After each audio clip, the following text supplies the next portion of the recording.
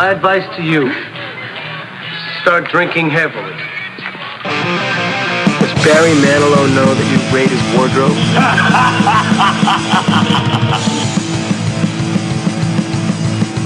Come on, you douchebags, we're all on the same team! Frank, are you a good kisser? You like smooching? No! Shut the fuck up, man. Standalone proof.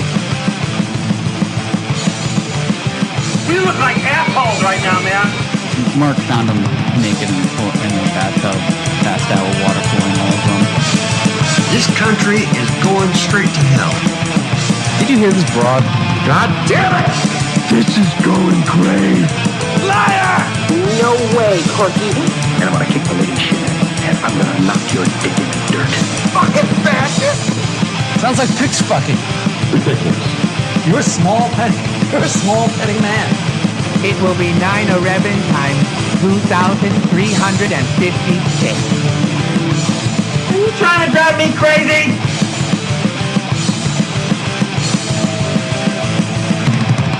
What the fuck happened? I'm producing a show.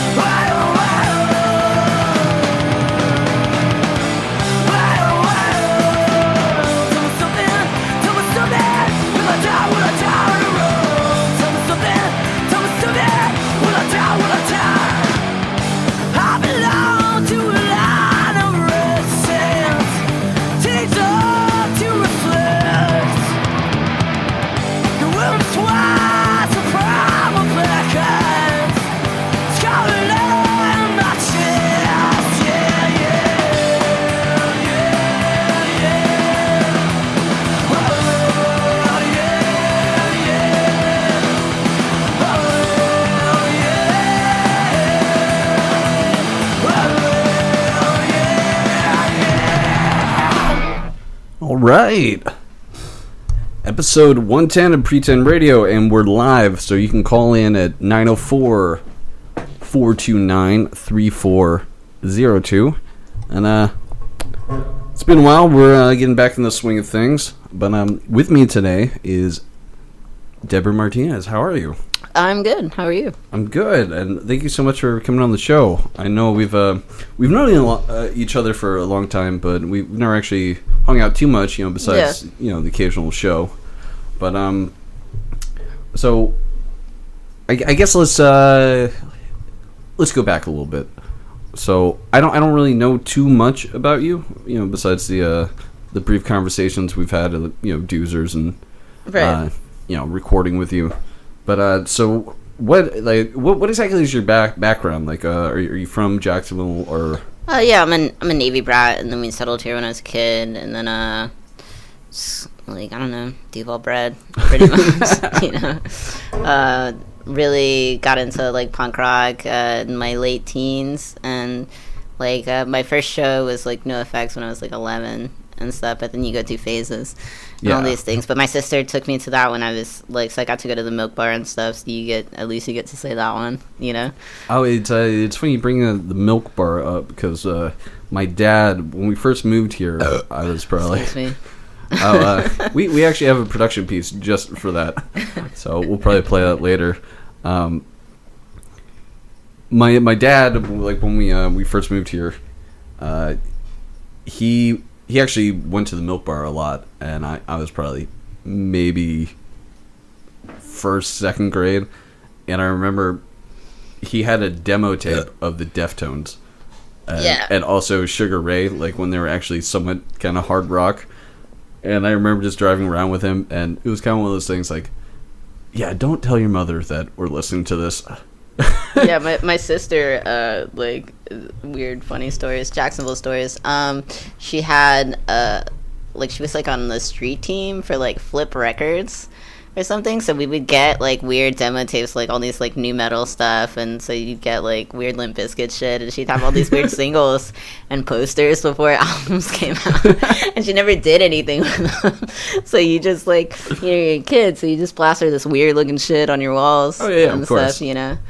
But, so, I mean, it was just interesting. It was definitely fun, like, an eye-opening experience, and then I just got into different stuff, and afterwards, like, started hanging out at punk shows, and you meet more people, and you make friends, and a roommate and I we're just kind of curious about recording, and I got really inspired by it's like a Dead Kennedys, like, DVD or something, but it's about them recording an album, and it's like the original take of an album that got released later because the tapes got damaged, and so it's like these lost recordings, and they put it out as a little film, but you just see how, like, DIY, how, like, just how it was kind of done, and it was really inspiring, so we were like, we could do this in the house, and it was a giant learning experience, and when we parted ways, I'd try to do my own thing for a while and tried to live off of it and was successful for like 3 months, you know.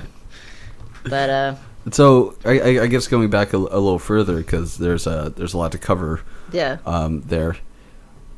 Do you remember kind of your first experience with punk rock? Because there is that moment where you listen to something and you say, "Holy shit! What is this?" I don't know if it sounds lame, but hearing Pennywise, their album Full Circle, through the bedroom wall. It was my sister would be blaring music, and she was always blaring. She was into, like, she's actually had a really big influence on me. Like, a lot of people don't like Courtney Love, whatever. I love, like, Hole, and, like, had my Nirvana phase and all that stupid shit that everybody of go course. through. That's, you know, there's stepping stones into your music. But hearing Pennywise, like, just blaring through the wall is the only, like, I knocked on her door and asked, I was like, what's that? Yeah. And stuff, and she let me borrow it, and that's it. That's all she wrote, and I would go into her room and steal CDs, and she talked my mom into taking me to a show when I was, like, barely 12 and stuff, and oh yeah, I remember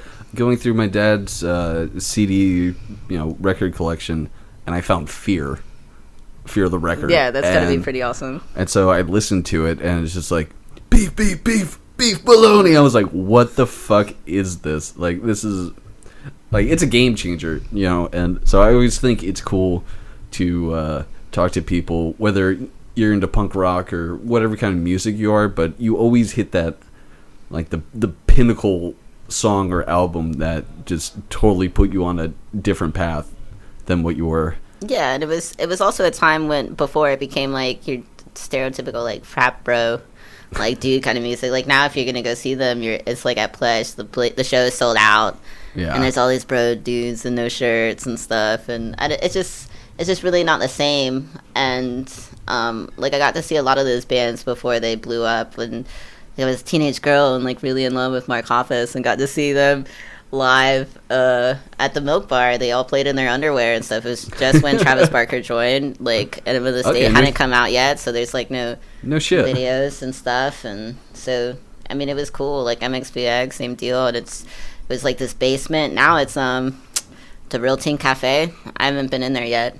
I haven't been there either. But they're supposed to serve really awesome food, and they're open really late.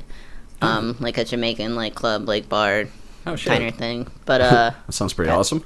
Yeah, but yeah, so you're in this basement, you know, and you're just like this young kid, and like there's all these black lights, and like you're covered in like cigarette ash, and it's like weird looking, and then this band that you just saw like on stage is walking past you, and you're like, oh my god, and like my sister, I'd point, and my sister would be like, knock it off, they're just people, dude. Like, so it was a really cool experience, you know. I got to see them. Do not point at them. Yeah, I saw Blink-182. What the fuck are you? At a like some warehouse thing in Riverside one time, and they were, you know, they played with like Silverchair or some shit. It was like, it's weird, but it was a good time, and there were all these like young girls like getting arrested for flashing and all this stuff. Like they'd get up on someone's shoulders so they'd show their tits, and like a cop would come and take them away. No. But I guess my whole point of this story is that whenever the show's over and stuff, and I'm kind of like walking around looking for my mom, waiting for my mom to pull up, and I go and I look over, and they're all in this Cadillac, and it's like Blink-182 right there, and it's the only time like I've screeched like a banshee over like over some dudes in a band, and it was just like pointing like, oh my god. And then all these girls started in this little hysteria, and they drove off, but they looked at me and they waved, and I was just like, well, I remember I'm sure you're familiar with the Imperial era of downtown. I know we're getting kind of local here, but you know, I think people can relate to punk rock wherever they're listening from. But so for a while it was like just like street punk heaven.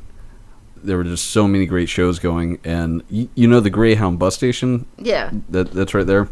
So I think it was like the Casualties and Clit 45 or some variation of those bands. So we went to the show, went to the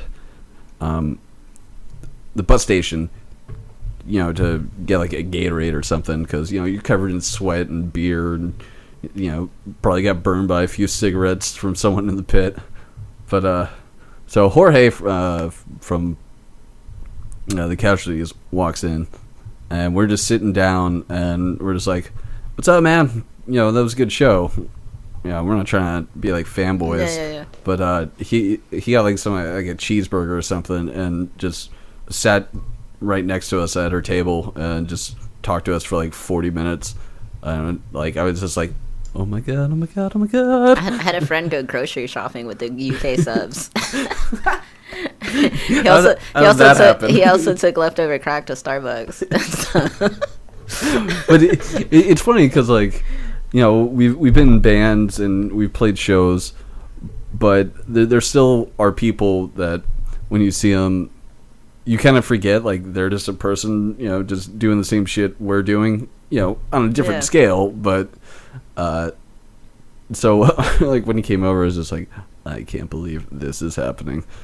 And you just feel like just like a little schoolgirl. I think the only time, like especially like lately or within the last couple of years with bands that I had like a moment like that was like a Global Threat. I'm just a nerd for, like, I'm like, oh, how can you not be? Yeah, so that singer, like I would always want him to say hello, and I could never work on the courage because I was so in love with couldn't muster up the Brian's courage. Yeah, I'm like, he just looks so stressed out and just like doing his deal. Like every time I saw him, just like it's like stone faced and on tour, and like it's like this whatever. might not be a good time to approach him. But no, I thought Vinny Stigma was dead and stuff because I kept seeing all these things like on the internet. And it was like right before one of the times Agnostic Front came through, and I thought, I was like, was he sick? Did he pass away? Because there are all these benefit shows or something in New York that would say like Stigma Lives, which I think now might have just been like a band or like a show, something. I don't really fucking know. I was just like,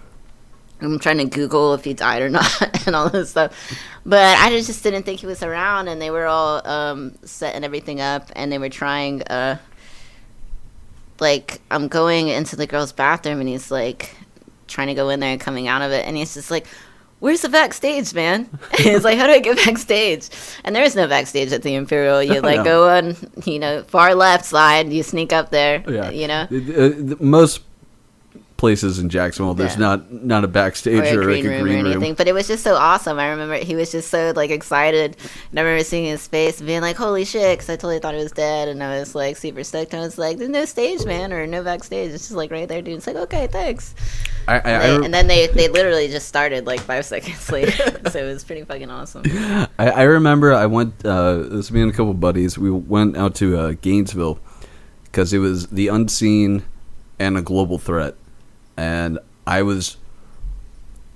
it didn't happen, but I was hoping that they would kind of get together, Mark Unseen Do and a Global couple Threat. songs. Yeah. For whatever reason, they didn't, and I mean, it was still a great show, but I was like, come on, you guys are right there. Yeah, Like they played in Jacksonville on a tour like that at Fuel and stuff. At the time, I didn't think I was really into a Global Threat as much, and I had some songs that I liked, and I think we were somewhere, so I missed like the first song or something, and like all the kids were like going really hard in the front, so it's like whatever. And I think that was around the time that Unseen came out with that album that they had like the painted black cover. Oh yeah, I remember And stuff. that So one. a lot of people had things to say about that show. But I mean, Mark Unseen's a really nice dude. And Yeah, stuff, he was. I'll say that he's like one of the friendliest people you'll like ever fucking meet as far as bands are concerned. Yeah, I only talked to him for I don't know a couple minutes. Just he was at the bar at some show in Orlando that we went to. The And Social. yeah, is that the one that has like the sunken in pit? Yeah, and then you got like this weird second like, Yeah, and there's- level, and then like the bar in the back and all that stuff. Yeah, it's a pretty terrible setup for a punk show. Yeah, it's like you can hide in there though. We've got some sneaking in stories and stuff, and change jacket and run in there. The bartenders or the bouncers can't get you. When everyone's swinging, they're not going into the circle pit after you. So. But I mean, it's kind of almost the same weird setup like Freebird because they had all those pillars, which were terrible for any sort of. Freebirds just never felt like friendly, like the atmosphere and stuff. And then it was like the stage was high and just like little things where it just feels a little more disconnected and just all the rules. And there's not like it's just you're making money. It wasn't like you're run-of-the-mill local venue where the door guy and this person, that person just from going there so I never much. liked playing on like a really tall stage, especially for punk rock. Like it just feels weird. Like we're not rock stars. We're just four idiots, playing 3 chords. I love it when big bands like don't even go on the stage and they just set up on the floor. Like, oh yeah, that's always fucking cool and really fun. And like Ceremony is not like they're not some huge band, but they're pretty popular and just saying or like Outbreak or something with like they just set up on the floor and be like fuck this, and I don't think anybody played on the stage, and it's just like everyone's on the same level. It's really cool. I love like that community vibe. Yeah, you definitely on. feel like more of a connection and just like, oh, like I'm not worshiping you, like Or when they stop a show when there's a fight, I can always appreciate that too. No, of course. Like I'm sure you've seen it 100 times. We all have. Especially if you go to punk shows. Like there's always some asshole that gets too drunk, tries to start shit, and it's just like, what are you doing, man? Like we're all here just to have a good time. I didn't even like I just don't even like that mob mentality when like, and I've been there and done that, but. Just like if you have a friend that dances shitty and has a tendency to hit people in the nuts and like habitually gets told like, hey dude, like chill the fuck out, Yeah. And then but so eventually some random person gets pissed and starts swinging. I just don't believe in like mobbing up on someone or just that it should have to get to swings like that. I believe in just like picking each other up and saying my bad and stuff and sorry. Like I've definitely had my moments where there's like I think I had a broken hand and it was healing, and I didn't have a cast on it, and some kid is just like fighting ninjas, but I'm way off to the side and there's nobody there, and he just like we're on the stairs, at like Burrow or something, and he like wanders all the way over with this windmill, and I put my hand up, because you tag my hand, you start spinning the other way, body here. And he just keeps going and, like, pops my fucking hand and, like, felt my knuckle swell and all this stuff. It's like, and he's like this little dude, and I mean, you can't punch someone just because they hit you. And just, you know, it's ethics. There's ethics and all that stuff. But I definitely snatched his hat off his head and told him to turn around. I said, hey, be fucking careful. I gave him the finger, and I said, stop that. Yeah, I said, be careful. I said, fuck you, be careful, have fun. And I put the hat back on his head. And he was like, I'm sorry. And I was like, yeah, I have a broken hand. Like, yeah, there's always those kids, and I don't know where they come from, but they start doing that karate dancing shit, or there's always like the big aggro guy that just feels the need to be unnecessarily rough. Like, a pit it's rough enough to begin with, and you know, I've been slammed into someone who was in there, but you know, you kind of just brace yourself. You're like, like I'm sorry, I'm sorry. There's always, if you don't want to get hit, get out of the fucking way. Yeah. And stuff. But if I'm like really out of the fucking way, then you're just being an asshole. Like, I've definitely walked on some heads and stuff, but it's definitely a dick move. It's not nice. You know, I've been to shows where it's just bodies piled on top of bodies, and like where like what was it? Like La Dispute, girls everywhere, all in the front and stuff, like emo, like melodic hardcore stuff.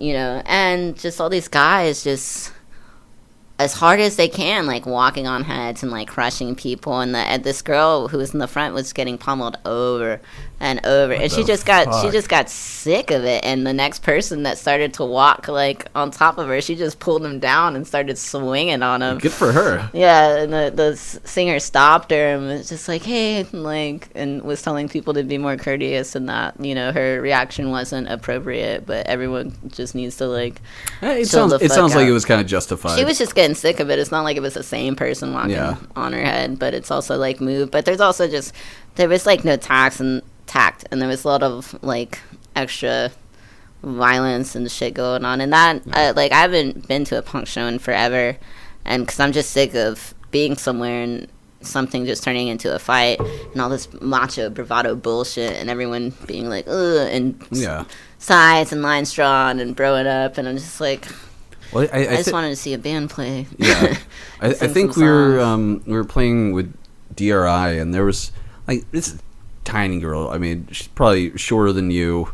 You know, just I'm 5'3" for reference. Yeah, okay. I'm terrible at judging, so I wasn't sure. But yeah, she was right in the front, and you know, I danced around for a little bit, you know, but you know, I was trying to get out, and some guy just pushed me as hard as he can, and that happens. You know, that's fine. Like, I don't think he meant anything, you know, malicious by it. But like, I just slammed into this girl, and you know, I just like, I picked her up, and I was just like, I'm so sorry. Like this. Well, and you pick people up. It's like you knock people over, you pick people up. And I remember being at a show one time, and just me like spilling, like falling, eating shit when I didn't drink on like spilt beer on the floor, you know, and everyone just like looking at you, and I'm just like, what happened? And it was just like when like scenes like go up and down, I don't know, but it was just like shitty. It was like a shitty time. There was like a good year going to shows at the Imperial that it was just like not, you weren't having fun because you either were getting picked on like while you're at the show, or like fucked with for this reason or that reason, because just social dynamics and all this stuff. And I was like, why am I giving you people my money? And like, just stop being fun eventually. Well, now that you burped, we have a little production piece. Uh-oh. Just for when that happens. You're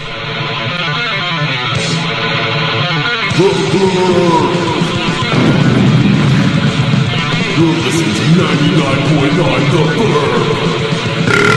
Bringing you the best uncensored talk radio your dumbass will ever hear. Stop tugging on your butt and tune into The Burr. Do you like funny? Of course you do, shithead. The Burr. Your job sucks, your boss a prick, and your wife's a bitch. Grab a beer and listen to 99.9 The Burr. But don't take my word, here's Bob fucking Seger. This is Bob Seger, you listen to Pretend Radio. Cause Bob Seger's running this shit.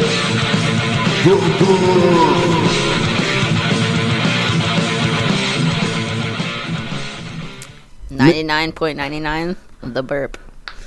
Might be one of the dumbest things I've ever made in my life. But my old co-host, Frank, the boy wonder, Yeah, I remember Taylor. Frank. He's like an EMT or some shit, right? Yeah, he was. He's doing some tech bullshit right Right now.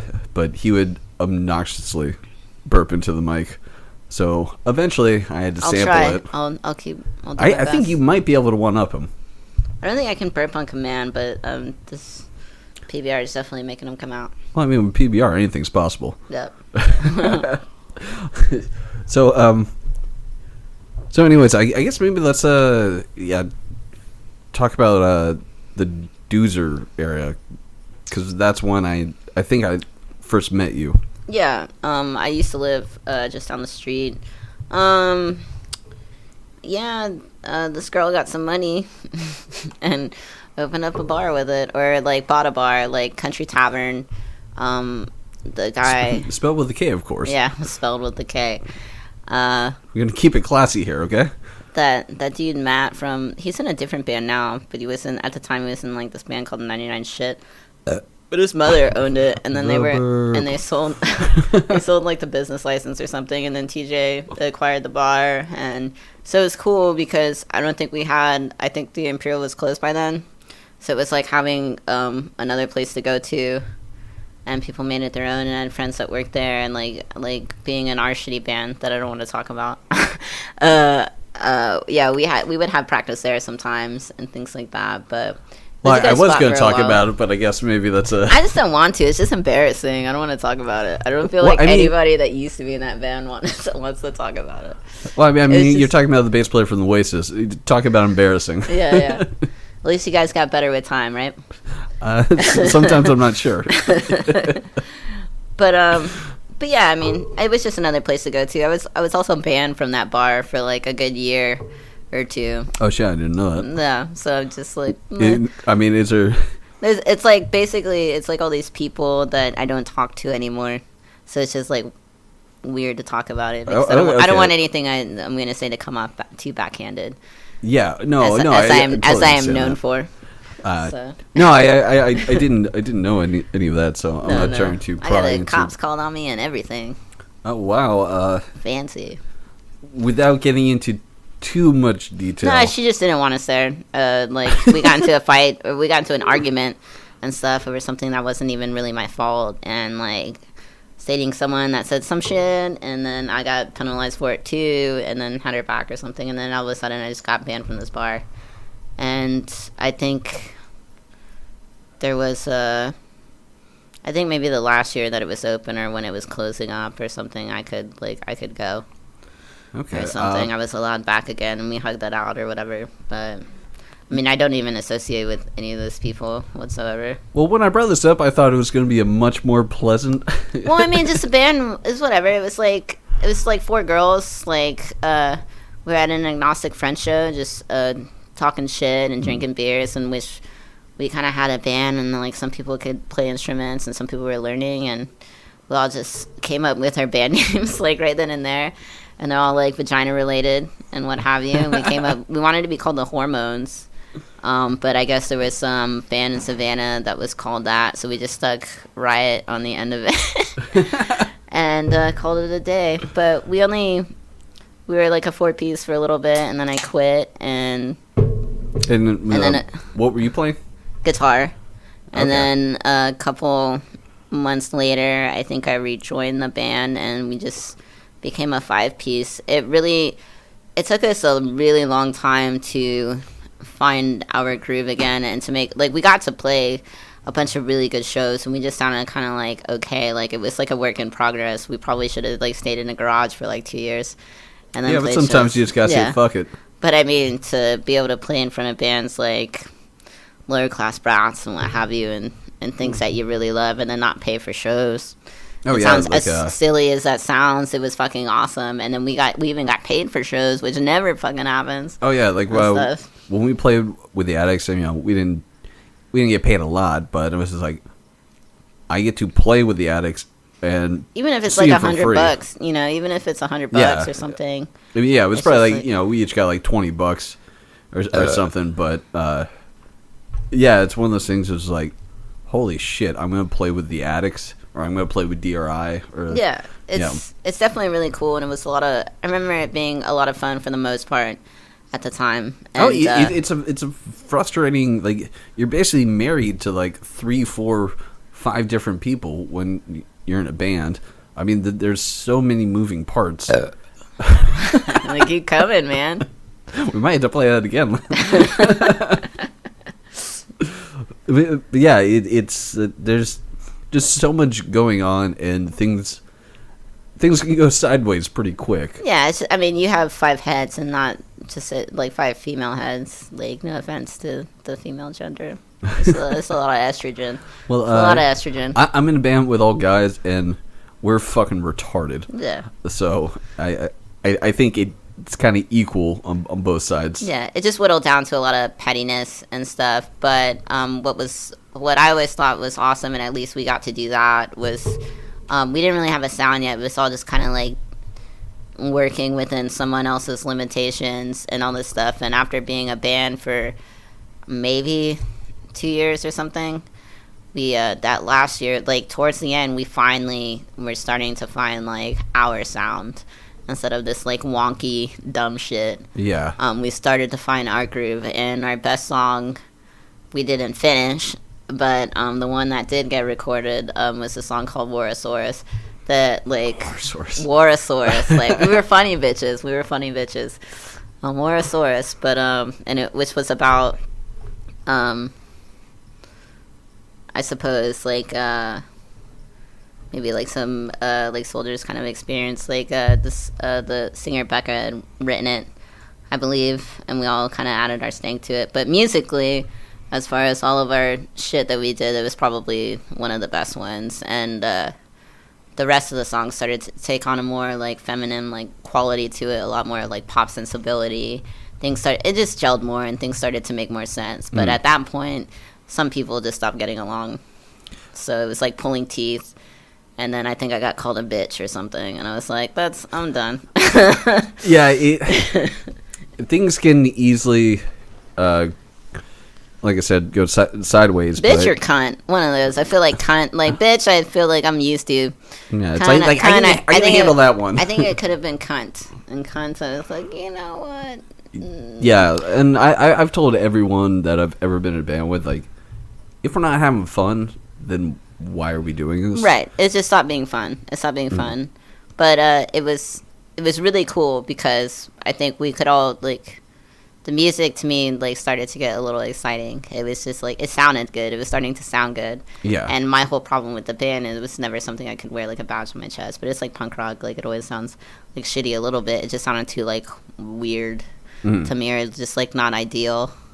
Yeah, and I think because I know so many people that, you know, they don't play any instruments, or at least have never tried to. They want to, but so I think it's really cool that like we're doing something that a lot of people want to do, whether, you know, you're in a band for like 1 year, but like, you know, getting on stage and seeing people move around. That's fucking cool. Yeah, like that's a good feeling. Cool. Or like, you know, like the 50-year-old punk rocker is just like, dude, that reminded me of the show I was back in like 1983. We had a good amount of for a minute. I think we played this show at Fuel, probably opening up for the Casualties or Unseen, some shit like that, some street punk thing. But there was this little pile of fucking punk rock girls up in the front row there to see us, which was like trippy as shit because we were horrible. But it was fucking like, it was just neat. We were like, it was fucking cool. And I think it's such a cool feeling. I think at the time I was trying to be sober, so I had just had all the nerves.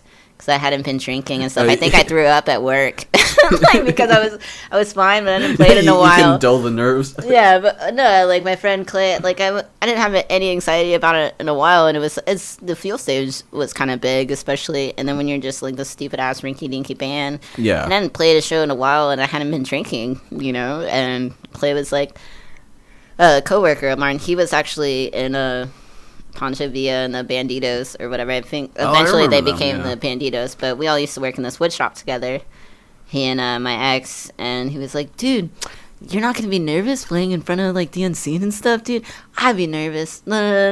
It's like, And shut I up, was like, and I'm sitting there on the sander, like I wasn't, but now that you say something, Now, like now you planted that seed in my yeah, mind. thanks a lot. And then I think that was my first show back in with the band, and like this other girl in it was kind of like butthurt about it, and I think we ended up like slugging it out, but in like a friendly way. We like traded blows just to get it out of the system. I think she had thrown water at me while I was using the restroom, and vice versa.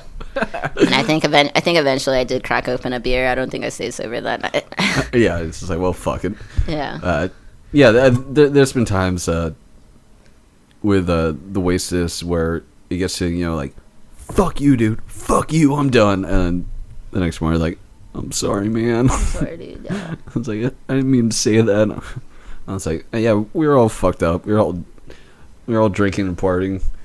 But no, it's really cool. I didn't know you guys played some of those bigger shows. No, it was Like- it was definitely a lot of fun. I think there was with our friends in our circle, like some people were definitely really talented or in ways, but I think there was a lot of resentment because we kept getting put on these big shows, and everyone thinks they're the better band or whatever, and so we would get paid and stuff. But I mean, we had a draw whether it was like because it was like gimmick or not. I mean, it's what happened, but I think the best thing I got out of that band was like a sense of like sisterhood and just like coming to practice and stuff. Like we had this drummer that had to pee like all the time, like the smallest bladder ever. So there was a lot of time spent talking and just shooting the shit and talking shit about dudes and just like boyfriend problems and whatever. And just I think it was just a really good like venting session. And sometimes we would just like write stupid songs in like 30 seconds, which is why they sounded how they sounded. But but when you're in the band room and say someone has to like leave for 10 minutes or like you're just not even playing or practicing, Yeah. and you just start talking about stuff and it's like, well, what can we do with this? Like someone says something funny or like just says like well, I had this idea for a riff or something, and it just kind of snowballs. And Exactly. then like I listen back occasionally to I don't really like listening to anything that I record just because it's kind of weird. It's weird. It's like your telephone voice. Like Yeah, I'm probably yeah. not going to listen to this because I think I sound will like only a duck listen to this. to edit it. Basically, when I listen to this, I will just be listening to your voice. Okay. And I'm just be like, I hate you so much, Devin. I hate you so much.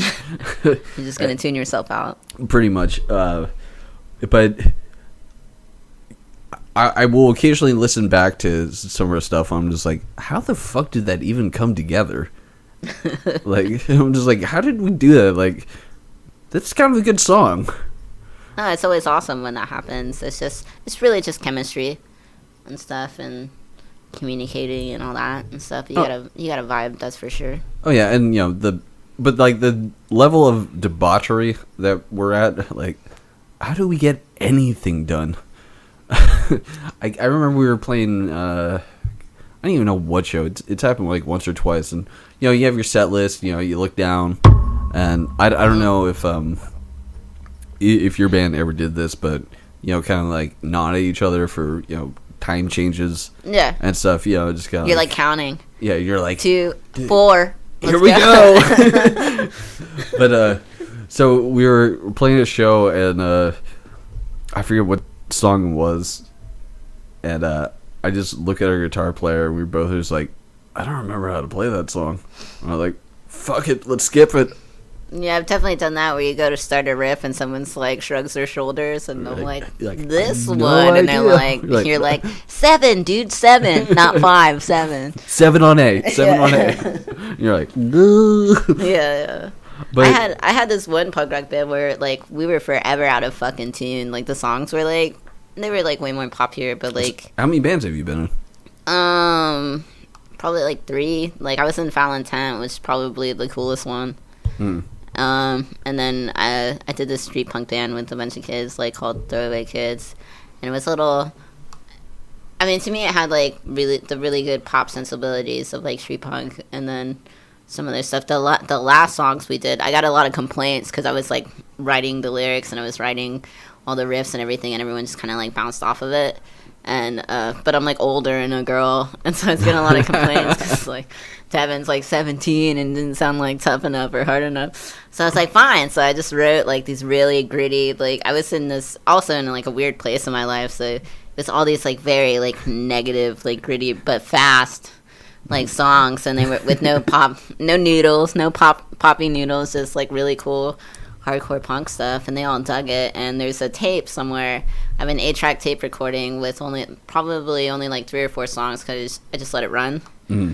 But I have to find it. But that was pretty fun. Yeah, if like, you those do, later I songs would were love gold. to hear that. Those later songs were gold. They were pretty quick. And because I used to write lyrics for the Oasis, and I've posted.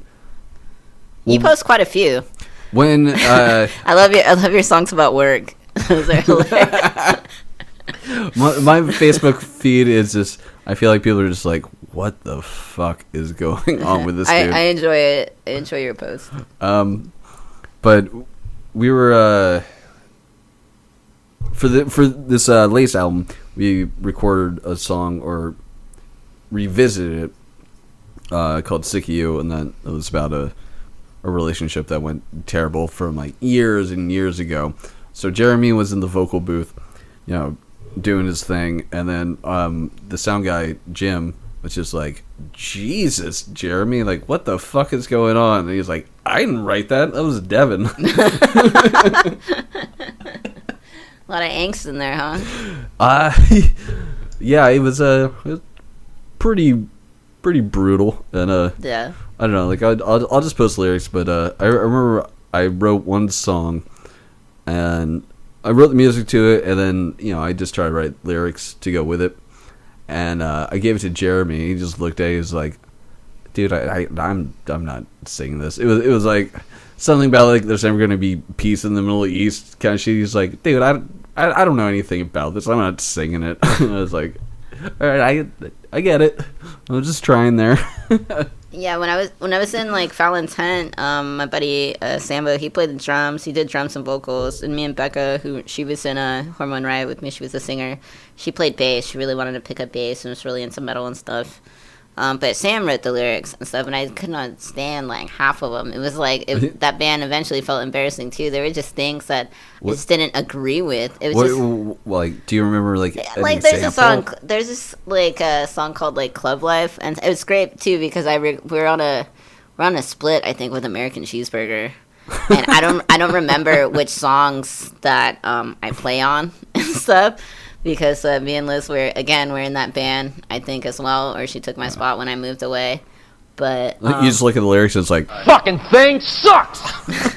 he just had like, it was just, Club Life was just a stupid ass song and stuff. Basically, like, player hating about, like, say, like, people that go to something like Birdies, but something about, like, that literally is the name of a compilation that Tiesto grinding. does. Yeah. And all this stuff. I don't know. I just thought it was stupid. And there was like, and we had lyric ideas. Like maybe Becca wanted to do something that was like, I don't want to say like anti-religion, but like questioning things. And those were things he didn't feel comfortable with. And then he would try to write songs. Was he religious at all? Not super, but just there was just lines he was comfortable not crossing. Yeah. I mean, everyone kind of has their boundaries. He didn't go into depth, and I wasn't gonna pry, and I just respected his opinion.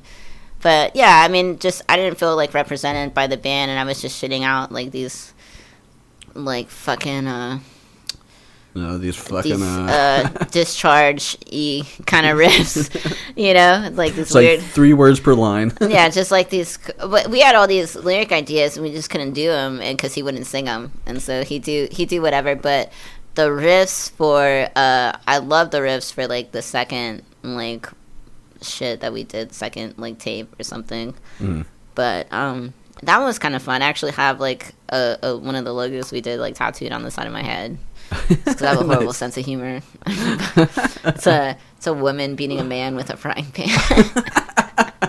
And then it says "Hell hath no fury" on it. So whenever I feel like being really weird hilarious. and I want people to leave me alone, I just kind of like shave the half of my head and stuff, and just like They're kind of like snake stripes. It's like a warning, like poisonous. Stay away. It's like, I'm not fucking around here. No, people leave you alone, or they're really intrigued. But it was funny, really funny logo. It was I found it actually just googling violence. I googled violence, and it was. I mean, I do that all the time. And I was trying to find album art, and so I was going to do like a collage or something. Okay, gotcha. And I was going to try to piece things together, like get inspired. It's like, I just like looking at pictures Yeah. of despair No. and destruction. Actually, no, I hate like disturbing images, but this one it's just line art, and I found it on a spousal abuse website, but for men that get beat by their wives. So there's a huge irony to it, but it's a serious website, and it's like, of course, like it's never okay for anybody to hit each other, et cetera, et cetera. But yeah, I just thought it was fucking funny, and went through this really weird, fucked up time in my life, and just plastered that on the side of my head.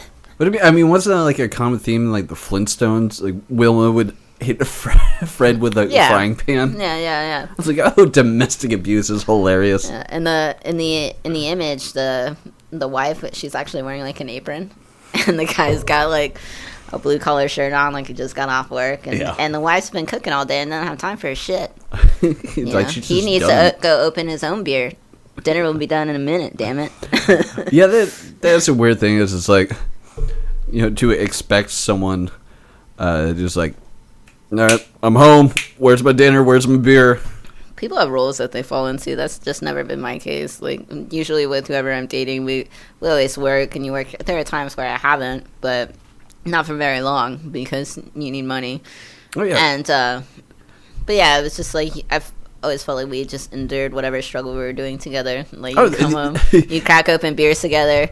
He needs a can of whatever the fuck. Yeah. I mean, there's been times where I've literally played the role of housewife. Like, I can't do it. It's too hard. It's too boring. I mean, it is boring. I can be housewife if I can go out and get drunk afterwards. Well, I mean, we did that too, but I in between a job, so it's like, I'll clean the house, I'll make sure everything is good. You're at work, I'll cook dinner, whatever. But it goes full circle. It goes full circle. I had whenever I first moved out, and when I was a kid and stuff, and when I was dating this guy, we dated for a really long time, but I remember, like, I was totally in the housewife role. I didn't need to get a job. He kind of didn't even want me to. I didn't even have my own bank account and stuff, and we had a really cozy rent situation. It was just super cheap. It was like under $300 for the two of us. It was I like miss those beautiful. days.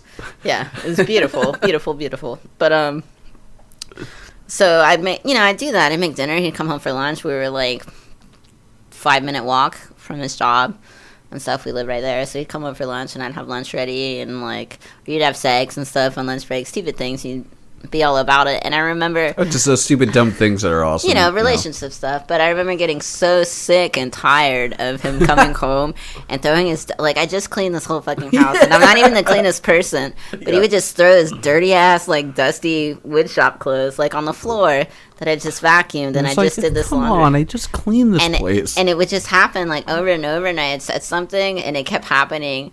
And I remember just one day being like, I'm never fucking cleaning anything ever again. And I don't think I did. I don't think I did. So I think Alan became in charge of laundry and dishes and what have you. Oh, you want to be dirty? Oh, you'll see dirty. Yeah. Well, I mean, he noticed that I was getting, like, upset about it and tried to, like, fix it. But I was just like, nah, now my clothes are going to be on the floor. No, we're just going to make a mess everywhere. But.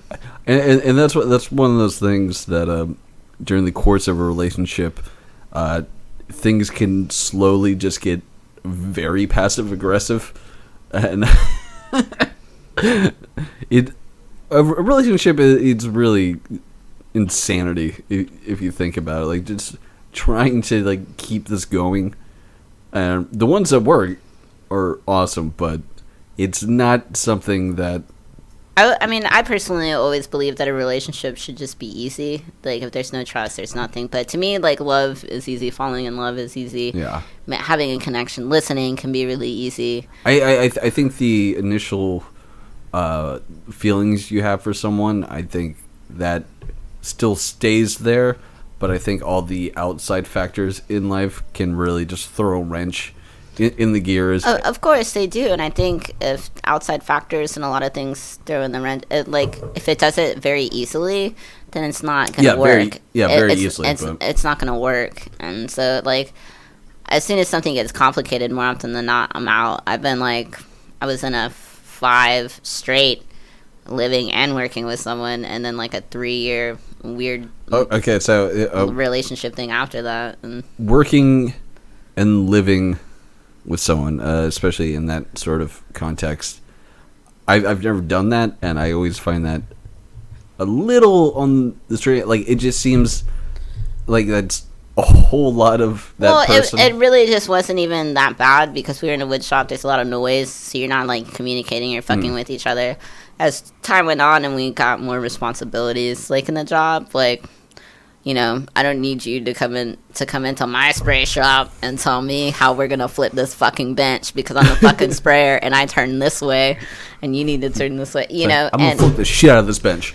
Yeah, so turn it this way, you know, stupid things, and it's just tension. But for the most part, we got along pretty well. We had lunch and things every day. I just think I really craved freedom, and I didn't get a lot of that, and so I found freedom in like weird escapism like kind of ways. But yeah, I guess for all I was trying to say is that I've been kind of like locked down in one way or another for a huge chunk of my 20s. Yeah, and I think I'm probably like as an adult, I've probably only spent like a total of like 2 years not being in some kind of a relationship. Yeah, this is the longest I've been single because you sound like we're very similar in that, you know, just going from like a major relationship to another big one. Yeah, but maybe not as big, and they get less and less. I just feel like I know what I will and will not put up with, and I just don't have time for people's bullshit. It's gonna work or it's not gonna work. Yeah. You know, I don't believe in beating a fucking dead horse. Oh, like, no, there's I'm always I'm out. There's some relationships where looking back on it, was like, I should have dipped out like 2 years ago. But, you know, you learn, and, you know, especially in your 20s or early 20s. There's a lot of growth and stuff. Yeah. I personally, when a couple years ago, my rule was like, I'm not talking to you if you're under the age of 25. I was like, we're going to have like nothing in common, or the things we do are going to be trivial. And really, you're just not grown yet. You need to have your heart snapped in half like a couple of times, and then you can come talk to me. Like, so you can act appropriately. You're not upset and jaded too? No, we can't date. I'm sorry. You know? I totally gotta go pee though. I'll be back. And I'm gonna kick the living shit out of you, and I'm gonna knock your dick in the dirt. Oh, relationships. So, punk rock to relationships. It's there definitely is a culmination between the two of them. And speaking of which, you know, I hope everyone is just doing okay out there. You know, I hope you have someone out there. You know, your best guy, your best gal. I don't know. It doesn't matter what you're doing. We're just gonna go by that, and here we go.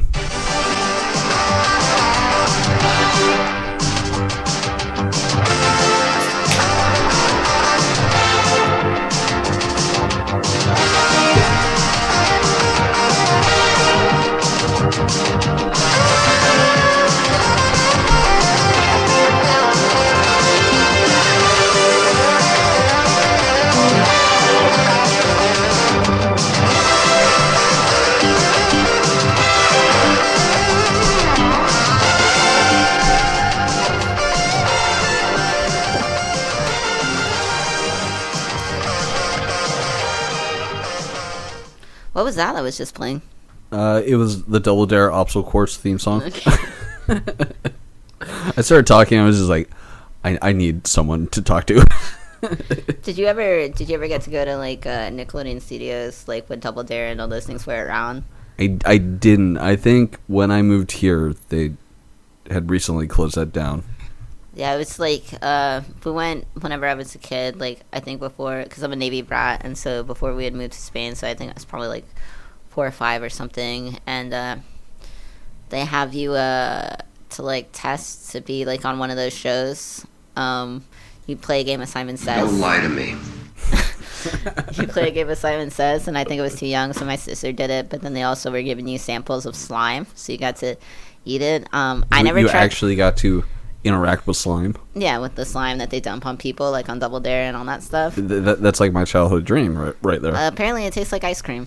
That's what my What sister. the fuck's it made out of? You have any idea? I don't fucking know. I didn't eat it. I said I'm not fucking. I mean, I wouldn't eat it, but I was like 4, and like no, they give you like these little spoon samples and stuff. Interesting. Yeah, I didn't do it. It looked gross to me. I was Interesting. like, why would I want to eat slime, man? I think maybe because we're getting older, when I see kids shows, I'm like, there's so much better out there. Like you guys are missing out. There's a lot of really good shows from the 80s, which ironically enough, like a lot of old cartoons from that time period, you hear a lot of the same voice actors, like Billy West. what was he in? He's done Bugs Bunny and also like a plethora of characters from Futurama. Like I know like the guy that did like Cobra Commander is the same voice as the guy that's fucking Megatron. You know, from the cartoon. Or you'll watch the old Ninja Turtles ones, and then you'll hear their voices and like other shit. So There's actually, if you're interested in that, there's a documentary. I think it's called "I Know That Voice," and it's by the fuck is his name? God damn it, John DiMaggio, who plays Bender on Futurama. yeah. And he's a pretty big voice actor. He does a lot of stuff, and so he has a bunch of people that do voiceovers and stuff, and just kind of talking about the whole process. It's actually really cool. Just No, I imagine. just seeing them in the studio, going through the scripts and just kind of talking about how they got into it and the industry. When I used to go to like nerdy like sci-fi conventions and shit, like Comic-Con or something. All right, well, I'm not gonna put up with that. But we got there was this really, I think it was just called Comic-Con or DreamCon is what it was called. It was called DreamCon. But it was great. They had a lot of the Adult Swim guys there. So the dude that does the voice for Space Ghost, Okay. I forget his name, but he was there, and Alan and I were Coast like to these- coast. yeah, we're like these punk rock kids. He's got like half a head of like, because I don't think I finished doing his hair because we just really needed to leave. Yeah. So it's like Where do you live 3/4 right now? of a blue spiky like head and stuff. When we walk in and like he's in the middle of talking, and we just sit down, and the Space Ghost guy like waves at him, and we're just kind of like, is he waving at us? And we look behind us Like, and "Oh everything, my and he's God." like, yes, you sir, with the blue spiky hair, but he does it in his Space Ghost voice, and it was just so trippy because it's just like this very humble looking motherfucker in a t-shirt and a ball cap and some glasses. And then you hear the who's voice. like and then- balding, yeah, and then you just hear the Space Ghost voice, and so it's pretty far out. They had Jerry Lawler was there, Ron Perlman was there, but like some of the, like I think Ron Perlman to get an autograph was like $50 or $75. But then they had like comics and shit everywhere. People were dressed up. I got like I don't know. I think I bought Akira action figures. So it was pretty badass. I have a No, it sounds like a good time. I don't know if it's pronounced Canada or Canada. So to me, it depends on which dub version you watch. But I've got him and his bike and stuff. So that was pretty fucking cool. And then I've got Tetsuo with his arm all fucking like crazy. Like you can detach it and change it from like the robotic arm when he starts to morph and like this huge blob thing when he starts to go really crazy. But it's fun stuff. I think it was Comic-Con. And I've never been. I almost went when I went to New York, but it was pretty expensive to get in. But they had the cast of I don't know if you watch it, but Bob's Burgers. Oh, Bob's Burgers is fucking great. Yeah, and they did a table read. Oh, that's That that's they pretty had the awesome. entire cast, and I was just like, oh my god, this is the best thing I've ever seen. No, that show is fucking amazing, especially if you're in like the restaurant industry and if you just know where a lot of the like the food stuff is coming from, and then just like Tina and the whole butts thing and everything. It's just it's just really good fucking writing. It's pretty awesome. Oh yeah, that in the cast, it's John Benjamin, Kristen Shaw, God, I forget the Eugene Merman. I forget the other two guys who play God, what's the wife's name? I'm blanking. Linda. Linda, right? yeah. Hello. No, I think it's Linda, isn't it? I think so. That sounds right. Yeah, that sounds right. That sounds right. I'm sure someone on the internet was like, "No, it's not Linda, you fucking idiots." That's not it. Pretend radio podcast. What is this? Worst podcast ever.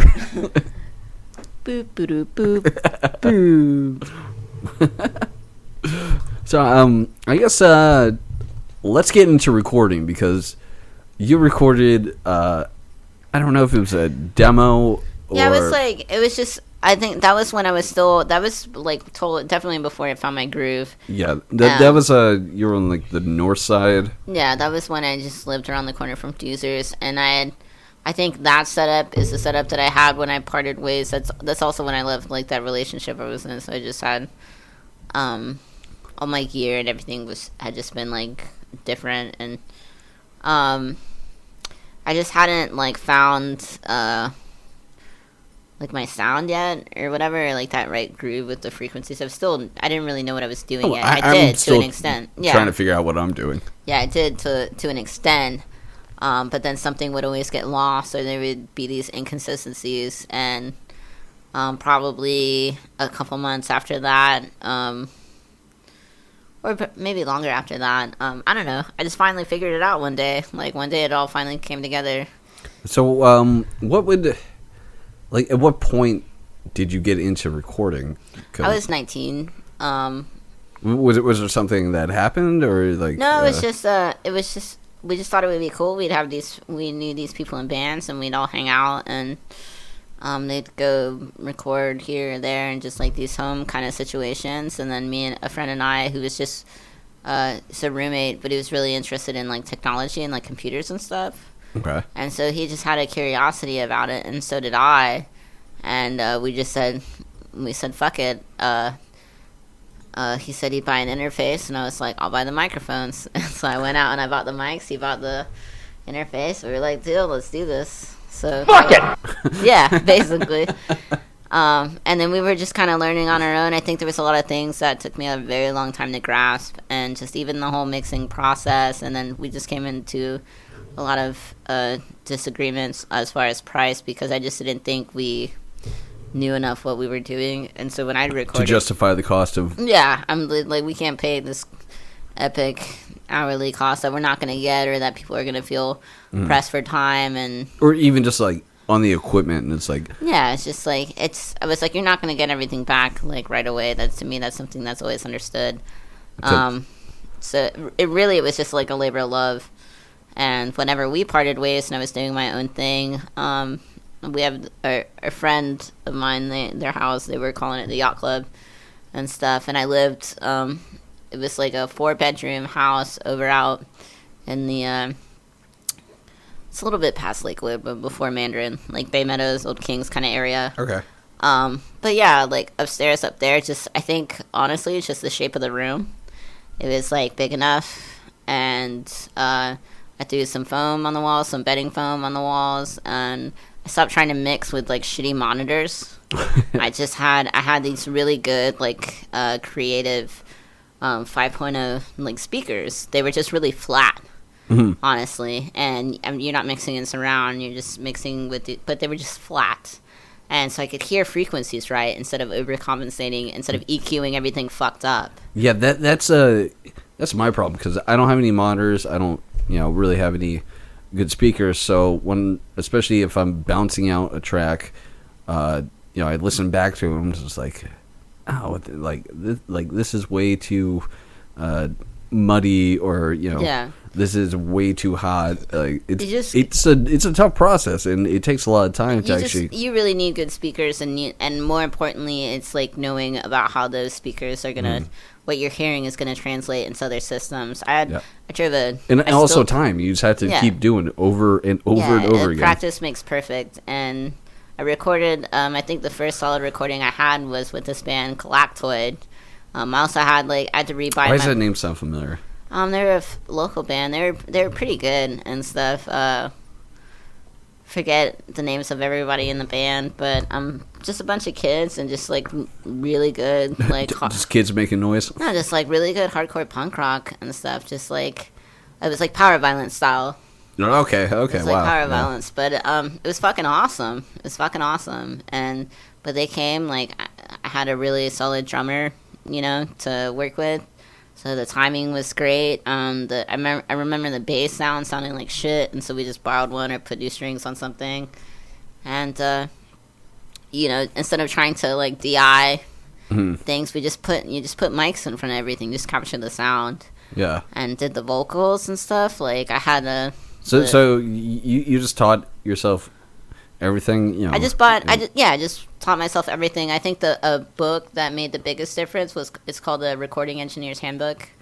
It kind of became my Bible, and it just made it all make sense because you can read articles and little things all day, and everyone's gonna have an opinion, and you can go to all the little websites, but there are definitely some that are better than others. But it just really gave me the bare bones fundamentals instead of. Yeah, because there's so many different ways to do things, especially when you talk about EQing and compression and that sort of thing. So it's nice to just have this is kind of the bare bones of what you should be doing. Every recording is going to be different depending on what you're doing and depending on the effect you get. But yeah, you can go online, on forums and stuff. It's no, well, you shouldn't compress at this frequency. You should be doing. Yeah, I mean, everyone has their own opinion. I think at the end of the day, it's whatever you did to get the sound you wanted is the right thing to do. Yeah, at a certain point, you just have to trust your ears. Yeah. And, hopefully, you're not just blowing the volume level out, because that seems to be a trend. Over compression is an easy one to do. I would do that. Oh, I've done it before. And stuff. Yeah, I do that a lot. But we just squash the shit out of something. But just it really just took time and practicing. And I'd have with I think with Foul Intent when I was recording the second tape. I had a car at that point. And it's just a 2004 Dodge Neon, but it's got a pretty decent system in it. Oh, fancy! Oh my god, yeah! I still have it though. I still have no one likes a braggart.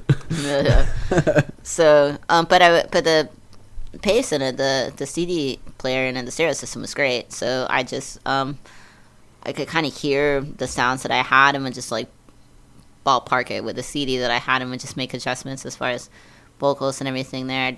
I'd constantly just burn a track and go listen to it and make tweaks from that. I totally remember doing that. So it's just burn a a lot CD, of go practice. to the car, Yeah. listen to it, just turn all your EQs to 0, just actually hear the true sound of it. There's just so many. I think the whole problem with digital, and I mean, I feel now it's everything's just way different. You have a lot more consumer friendly products and stuff, and just the whole playing field is very level and very affordable to make really good quality recordings at home. You don't need to go to a mastering studio. If you just practice and have a good set of ears, you really don't. And if you buy the right plugins and stuff, especially if you're doing punk rock stuff or even some hip hop things, if you pay for a really good beat and all this stuff, and you can know what you're doing and do it on top of it, you can throw your songs on a SoundCloud and no one's gonna know the difference, So, speaking of which, originally we were trying to make a rap song, and I quickly realized I do not know how to make rap songs. You have to listen to rap music to be able to make I rap do songs. to a certain extent, but I mean, as far as producing a rap beat, so I just turned it into some goofy dance song, and this is just a rough mix, and we won't listen to the whole thing because it's 5 minutes long, but This is Jeremy, a.k.a. apparently he wants to go by Titty Man.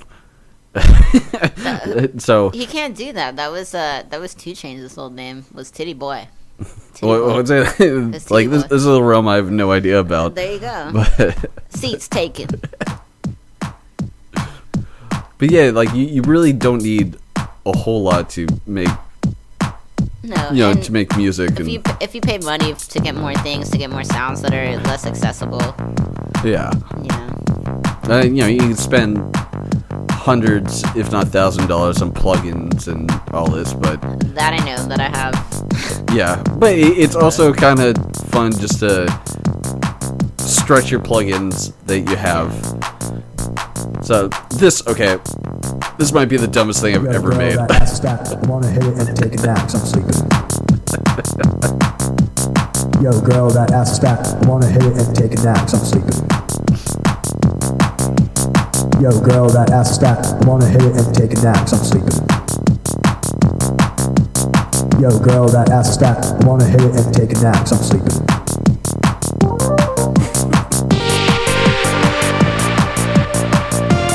Have you ever heard of So that's what I do with my free time. Have you ever heard of Porsches on the Autobahn? I don't think so. You should look that up later. Porsches on the Autobahn. It We was can like, look it up right now, my friend. It was I forget how we ended up seeing them. I think it was a mixed bill. Like whenever you went to Jackrabbits at punk shows or any kind of show, more often than not, like the band, all the genres. Damn it, Deborah. Sorry, I keep whacking the windscreen. More often than not, the bands were just like mixed bills. So you have all different kinds of genres. I forget who we went to go see, but this Porsches on the Autobahn were playing, and I think it might have been a joke. I was told that they're probably not really from Germany, that they were from this other place. Yeah. Like Boston or something. That's what I was told, they were from Boston. But anyways, so you got these, I think it was like 4 dudes, and they're all wearing white, and it's all like this like stereotypical, like at the time you call it like Euro trash, kind of like dancey music. But it was just like Eurobeat? Yeah, I guess so, but it was just like really silly, and they just had this whole shtick. It was like you were watching this huge performance art piece, that was accompanied with music, and then they had these T-shirts. They had this whole style. They would play this song. Does it sound anything as annoying as this? Because this will be stuck in my head for the next 48 hours. Play it. Whoops. No. Because that is essentially Eurobeat. Just Google it. Just YouTube it, dude. It's totally on there. Whoops. Should probably stop that one. There you go. Is this it?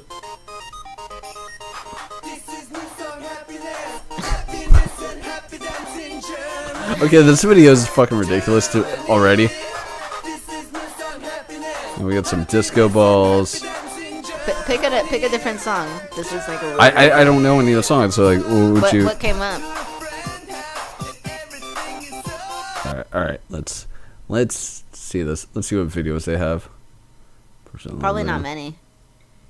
They're around for a little bit. When that we were just so intrigued. Dance America official music video. Let's give that a listen. Let's just try it.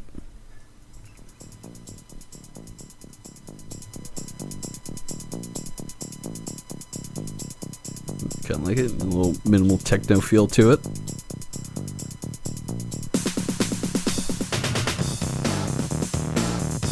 It was just like really fucking weird.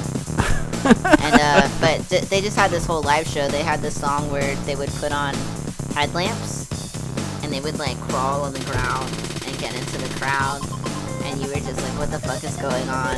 And then or they would sing. They had this one lyric where it was like, look at the sexy girl with like the long brown hair, da da da da. And so they'd pick a girl in the audience with like long ass hair, like, and then just start dancing.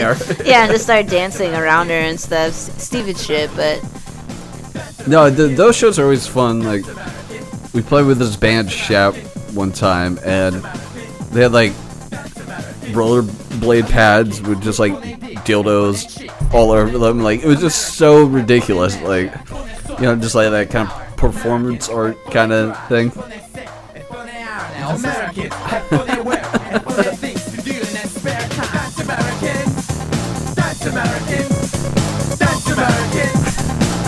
American.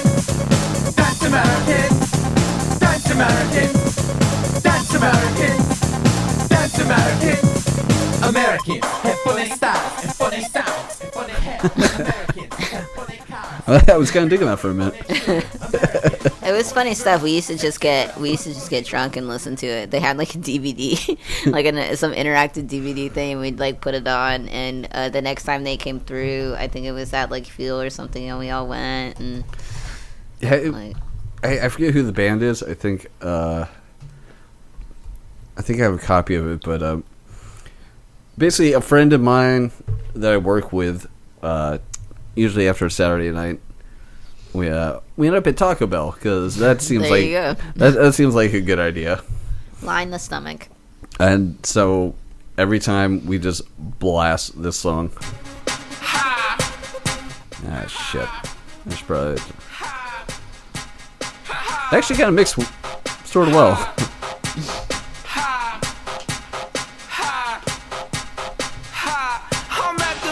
Oh yeah, it's like, is this Pizza Hut and Taco Bell, dude? A combination.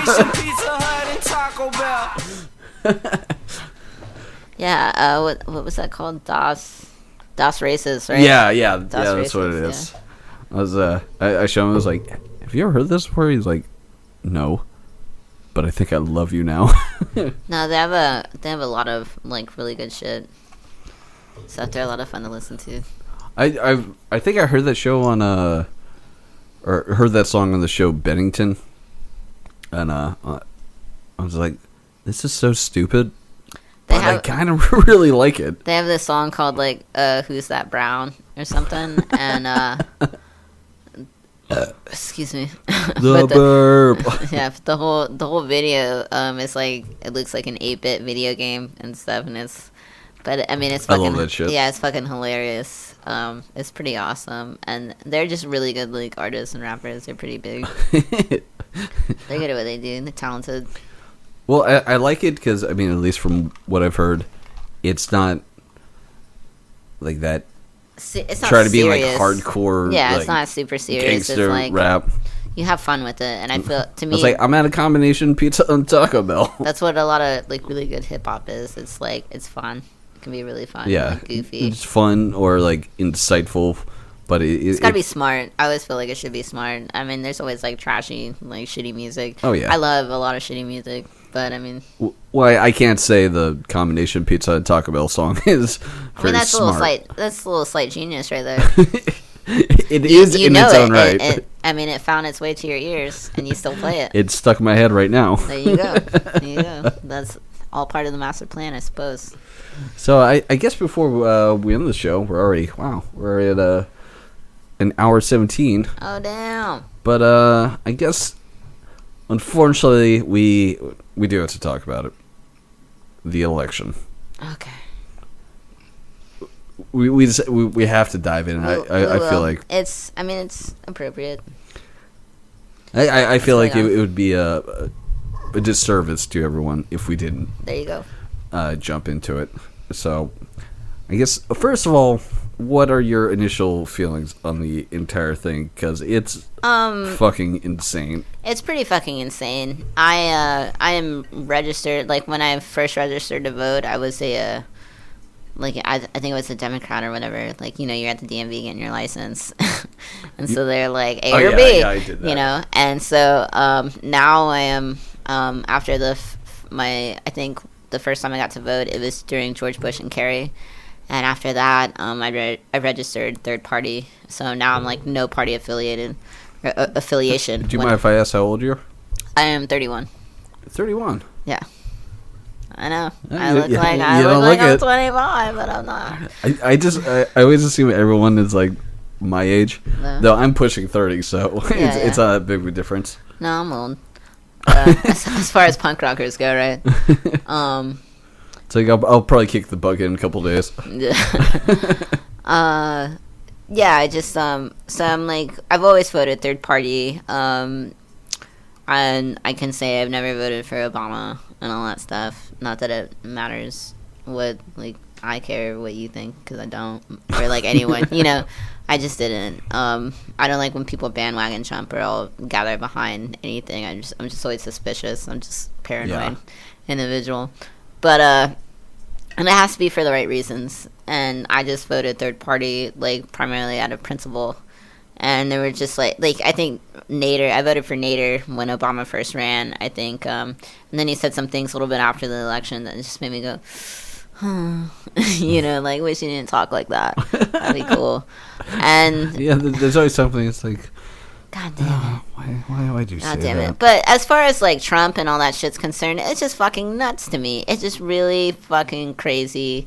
And it's crazy that it got this far. And I'm not a Bernie Sanders person and stuff. I wasn't one of those people. Like I like Bernie Sanders because I like some of the things he was addressing. I never thought he was going to, actually. Win. It's not like I disagree with him on a lot of things or anything like that. My thing is like, if you've been doing this for so long, like, why'd you wait this long and all this stuff? Like, what's going on? Like, what's the bigger picture and stuff? And it might sound kind of like weird and paranoid, but I don't know. Or like there was like a career move. It's just like, a career move, like way late. The dude looks like he has a fucking hunchback and like walks really slow to the podium. But he's to his credit, he's been on the right side of history over and over and over. So he definitely has. He has a good record. Yeah, he has a good record. So I'll say that. But I don't know, and that people have to debate against Trump. That, like, I'm not a Republican by any means, no. But like, I don't know. I'd rather like I can't believe like Jeb Bush just fucking folded. He didn't even want to. He was just like tired of this bullshit. When he was running, it really looked like it's like, do I really have to do this? He was just like, well, because I feel like he understands like it would be an uphill climb just because of the family name all day, and then that's a pretty shitty name to have in that. Yeah, but then with the people he was like running with and against, and the way that whole convo got, when they all started talking about their dick size and all that. My hands are huge. Yeah, it's fucking ridiculous. This is like politics. This is their people's lives. I told you my sister lives in Canada, and I was talking to her family, and they were kind of just like, what the fuck is going on? It's a farce. It's a farce. It's a fucking joke. And I think it kind of sucks, and it's really sad that, agree with Hillary Clinton or not, but that, and in a way, technically it is a monumentous thing, like having a woman get this far, because no one has ever done that in the primaries, and she gets a lot of flack for just being her. Even though she's followed like a normal political like track, like most people, at least she's been a senator. Well, then they always bring up Bill Clinton's affair, like that has anything to do with. The only thing she did was like not really leave her husband. I don't know. I'm not even gonna get into that because I don't fucking know. Yeah. Except I was a kid at the time anyway. But I just think it sucks that somebody who's pretty intelligent, and whether you see that intelligence as she using it to be manipulative or a con or whatever, she's really fucking smart. She's a fucking lawyer, as a senator, all these things, and Secretary of State. Yeah, all these things, and that she has to debate with such a fucking bonehead and a moron, such a sexist piece of garbage. It's embarrassing. I think it sucks. I think it's like, and then she's gonna really have to fight for it because I don't know if what they're saying with the polls are true and stuff about how close it is. And then you still have. Well, the thing with polls is like, you could be like, hardcoreconservative.net says Trump wins by a landslide, or Trump is. Yeah, so I just, I don't know, but it all just seems very odd, and it's just like a joke, and how the hell did it get this far? And then I've met people that are really Trump supporters, and I have people that I'm friends with, and they're just, and sometimes people say racist shit or fucked up things. Oh my god, I'm going to use this term very loosely. My friend on Facebook started spouting off about, because Obama let Syrian refugees into the country, that they're raping women and stuff, and I made the mistake of engaging. Yeah, I've done that before, and I just don't talk about it. Like, I knew I shouldn't have, but I was just like, have you even been to like a predominantly Muslim country? Like, oh wait, you haven't left the United States, so like, maybe get an outside perspective of things and stop, or try to at least talk to the people that you're belittling. And I don't know, it's a very frustrating process. And yeah, I will say I voted for Clinton because at this point I despise Trump so much. I mean, I voted for Hillary too. I just think I understand. I voted third party out of principle every time. Every time I vote, I fire all the judges because like no one needs supreme power. Like whatever. But it's gotten to the point. It's too serious. It's too crazy. It's too serious. It's like the idea when Arnold Schwarzenegger ran for governor, and he probably just won because like. A, married to a Kennedy, and then B, is the fucking Terminator, and he's running for governor in California. Get to the voting booth. Yeah, never mind that he tanked their fucking economy. And then people were talking about, should we make amendments to the Constitution so that someone that wasn't born here can run? And it's like, no, there's like little basic like fundamentals that I don't think you should get rid of. And like, he's a TV personality. He's an actor. Ronald Reagan was an actor. Was he great? No. And some people's bedtime for Bonzo. And some people's like weird conservative heads, he's great, and it harks back to a greater time. But like when things are usually good for someone else is getting shit on. And I just. Donald Trump as president, and the like what? Ew. Just the fact that those words came out of your mouth is just like, and that's like the level that he speaks on. That's a level to understand. Is one of which I just don't fucking get it. And if you have daughters, and you're gonna go on and like push off what he said, get the fuck out of here. I mean, get the fuck out of here. My sister it doesn't make sense. Literally just gave birth to a baby girl. Yeah. So if you have a mother, a sister, a niece, or actually if you're just friends with a girl, like how can you tolerate what he's saying? You shouldn't. And then like I just think there's just like a lot of angry, like disenfranchised like white people out there that are mad and want something to blame, and someone's giving them a scapegoat, and it's a very old common tactic, and unfortunately, it's fucking working because people are just fucking upset, and I don't understand. And then people are butthurt about Bernie not winning, but I mean, at the same time, you have to move on. You have to figure out something. Yeah, I mean, I wasn't gonna vote for Bernie. I wasn't gonna get caught up in this hysteria and all this. Like, I feel like I'm pretty moderate as far as things are concerned. I voted for him, but I think. I mean, I can. I'm registered third party. I'm not allowed in the primaries. Because primaries you're voting for blue, you're voting red. So because you have to be a party affiliate. Yeah. I voted for him, and it's not just like he's gonna fix everything, but I was like, no, I like what. It questions the establishment. It's not the status quo. And, especially with having family in Canada, where they have socialized healthcare and a lot of what he's talking about, and I was like. Yeah, I'll give this guy a vote. At least maybe we could shift the paradigm. Yeah, I mean, I'm about some free college and or at least taking away my shitty student loans. Fuck you, Virginia College. You guys are great. This stupid ass culinary degree that's not even real. It's a fucking certificate that cost me $15,000 plus interest, and my Pell Grant, and I can't get a fucking another one to go to real college and make something of myself, so I'm a fucking cook. Hates it.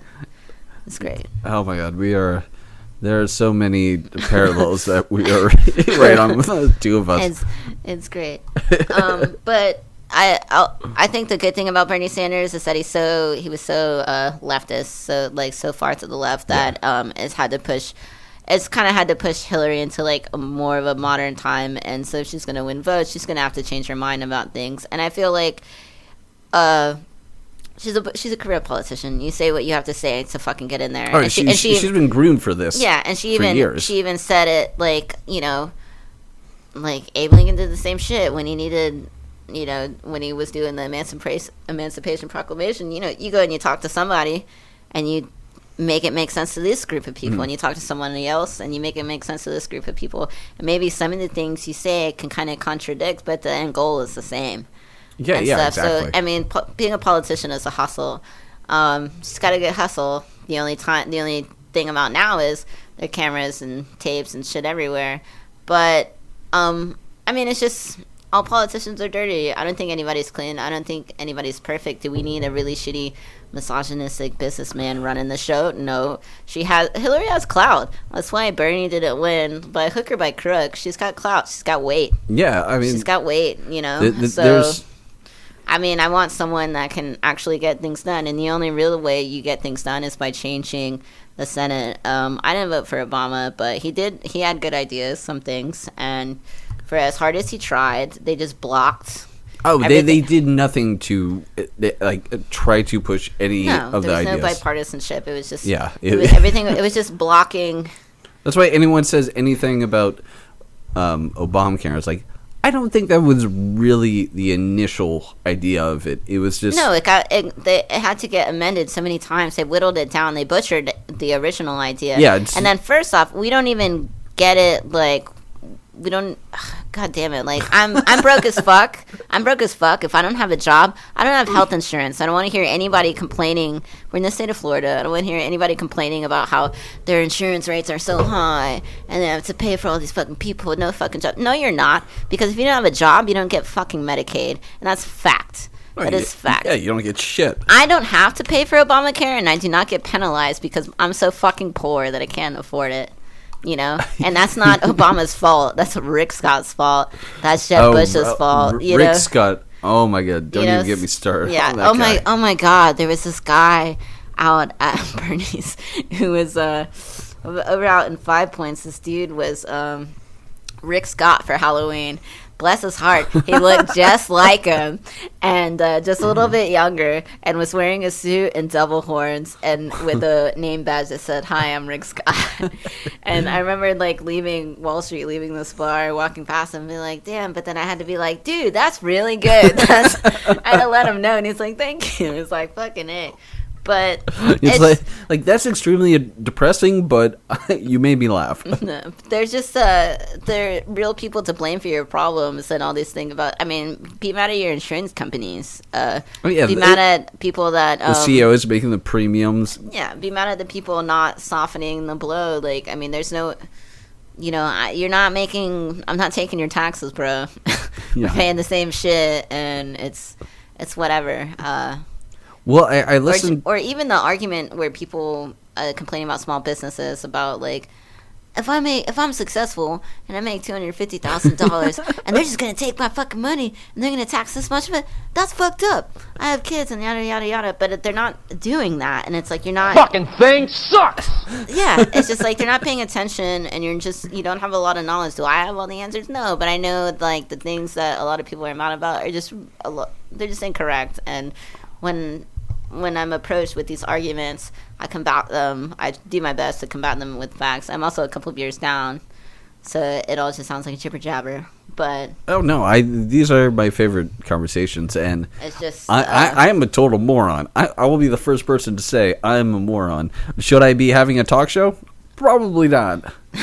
But I do feel like I do a little research on this, and what is going on right now is terrifying. It's really fucking scary. Like, somebody like this should not be in office. And when people, and I do think there's a lot of like anger and like racism in play. And no, not everybody who's voting for Trump is racist, but they're not turned off by the backhanded bullshit that he's saying. But they're not exactly anti-racist. No, they're not. Or they're separatists or whatever. Like, all my friends that are like Trump this or like constantly posting shit are the same friends in high school that say the N-word, and stupid shit like that, and as they live and breathe, and or stupid shit, and It's just very it's just nonsense. It's nonsense. Or that they feel like somebody's taking something away from them, and no one's taking away shit from you. Yeah. We're all just trying to work harder to get a little bit of piece of the pie. So I mean, you're equality.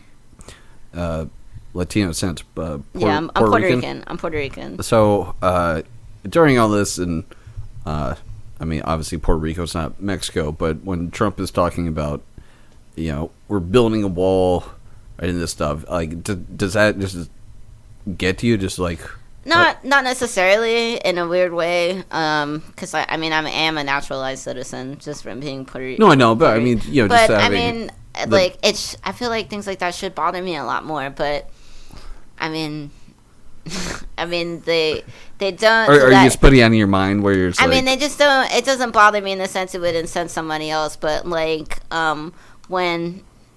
I mean, the idea of a wall is stupid, and I used to say a lot of rude, like, trivial things about it, but the idea of a wall like that, it's just it makes no sense. It's not gonna work. It's too expensive. Like, it's like, this is like I Berlin think Jeb Bush had like a little chart. Like, it was improbable. It's just like you're just gonna put people in a hole. Like, it's financially, all the things he's talking about, they're not fucking feasible. Yeah, like what is this, like, you're just gonna spend Berlin a shit post like World War II? Yeah, I mean, there's kind of a fence now, and you know what happens? People walk through it. Yeah. So it doesn't, and I mean, it's the American dream, right? Give me your hungry, give me your tired, give me your poor. We all. That's what I thought. It's an immigrant nation. Yeah. It's founded by immigrants. So I do think it should be regulated. I don't think.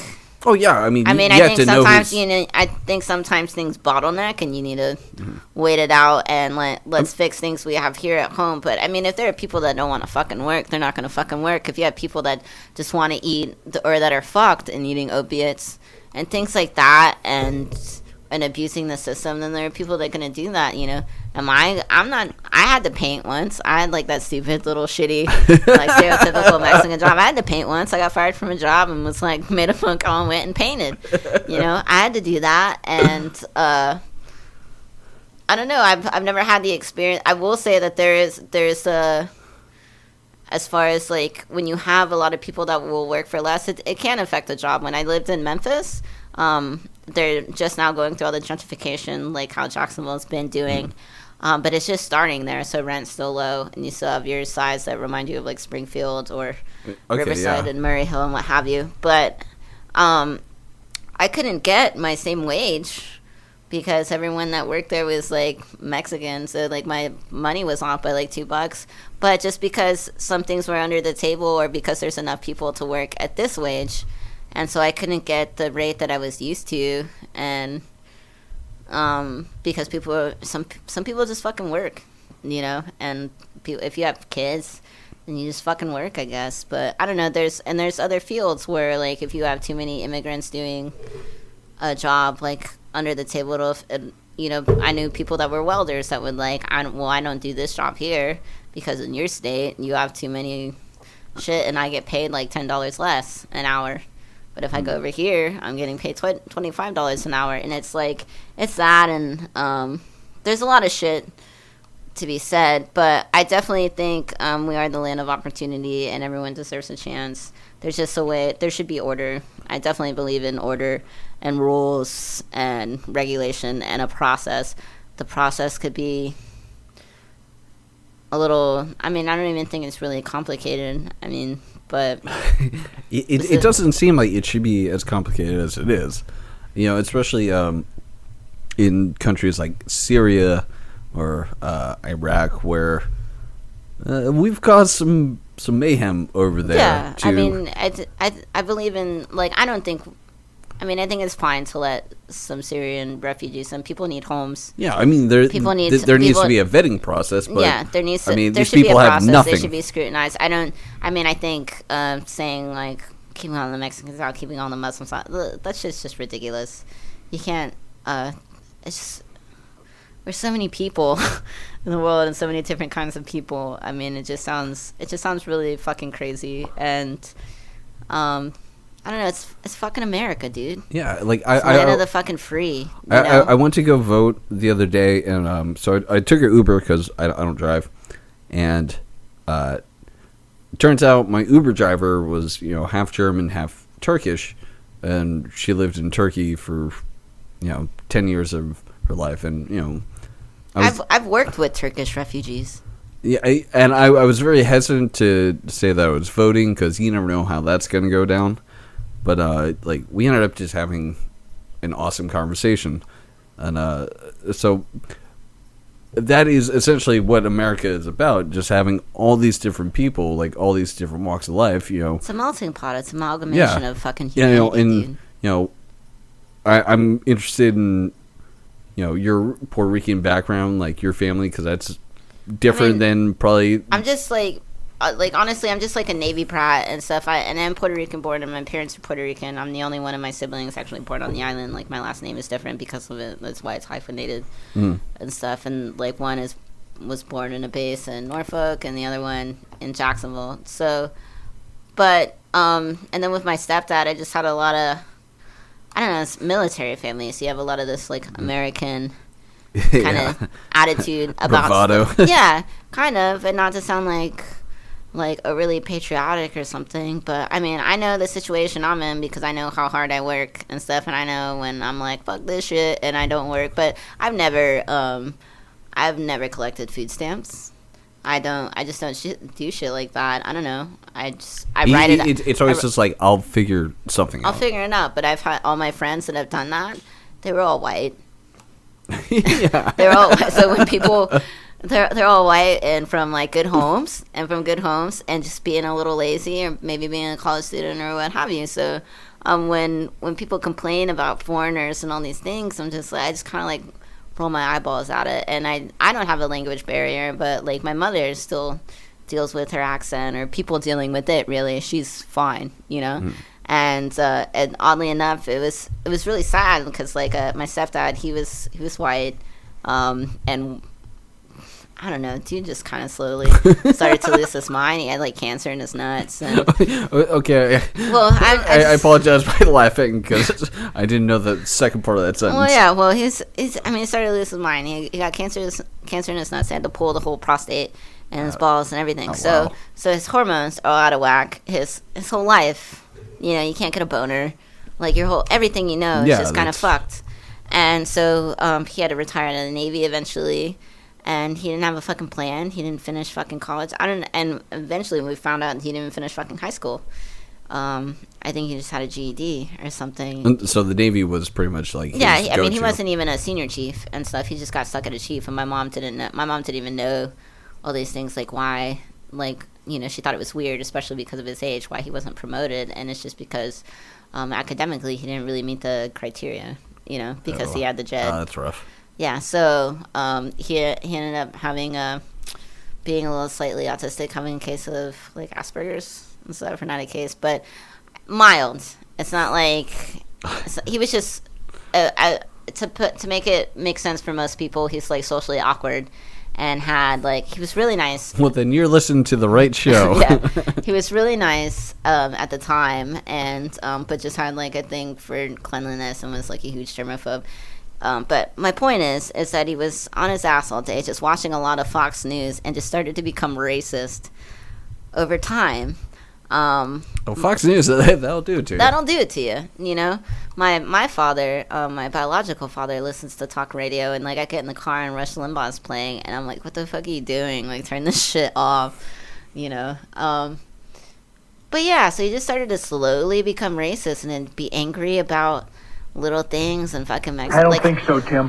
He wouldn't fucking go to he didn't like going to Walmart during the day because there were too many brown people there for him.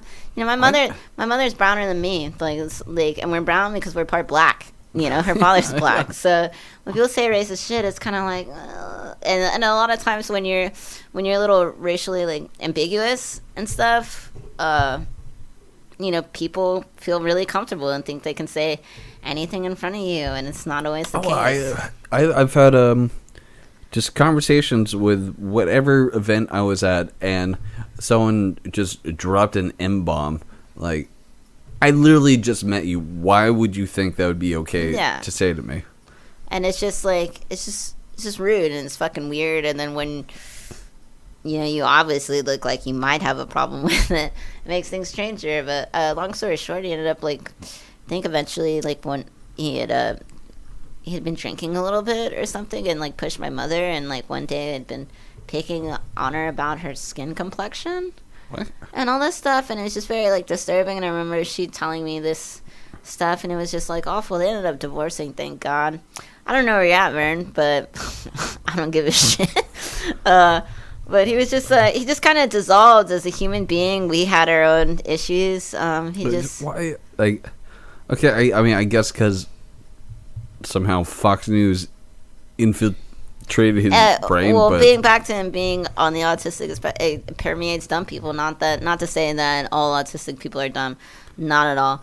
But I mean, it just permeates the simple minds and stuff. I feel like that's where racism lives and things like that live in very simple minds. People that can't handle change and progress and something that where they're not. You're not the eye of the fucking world anymore. Like, but that just sounds so disgusting to go to someone and talk about like their skin complexion. I can't even imagine that being my husband. Like, I mean, or like, or anything it could go like that. vice versa. Like, you know, if like hypothetically, like you and me were together, and you know, you came up to me and just like, yeah, you know, your skin too pale, just making you feel shit. It was like, it's ridiculous. I had a coworker who used to work Jaguar games, and there was this husband and wife walking.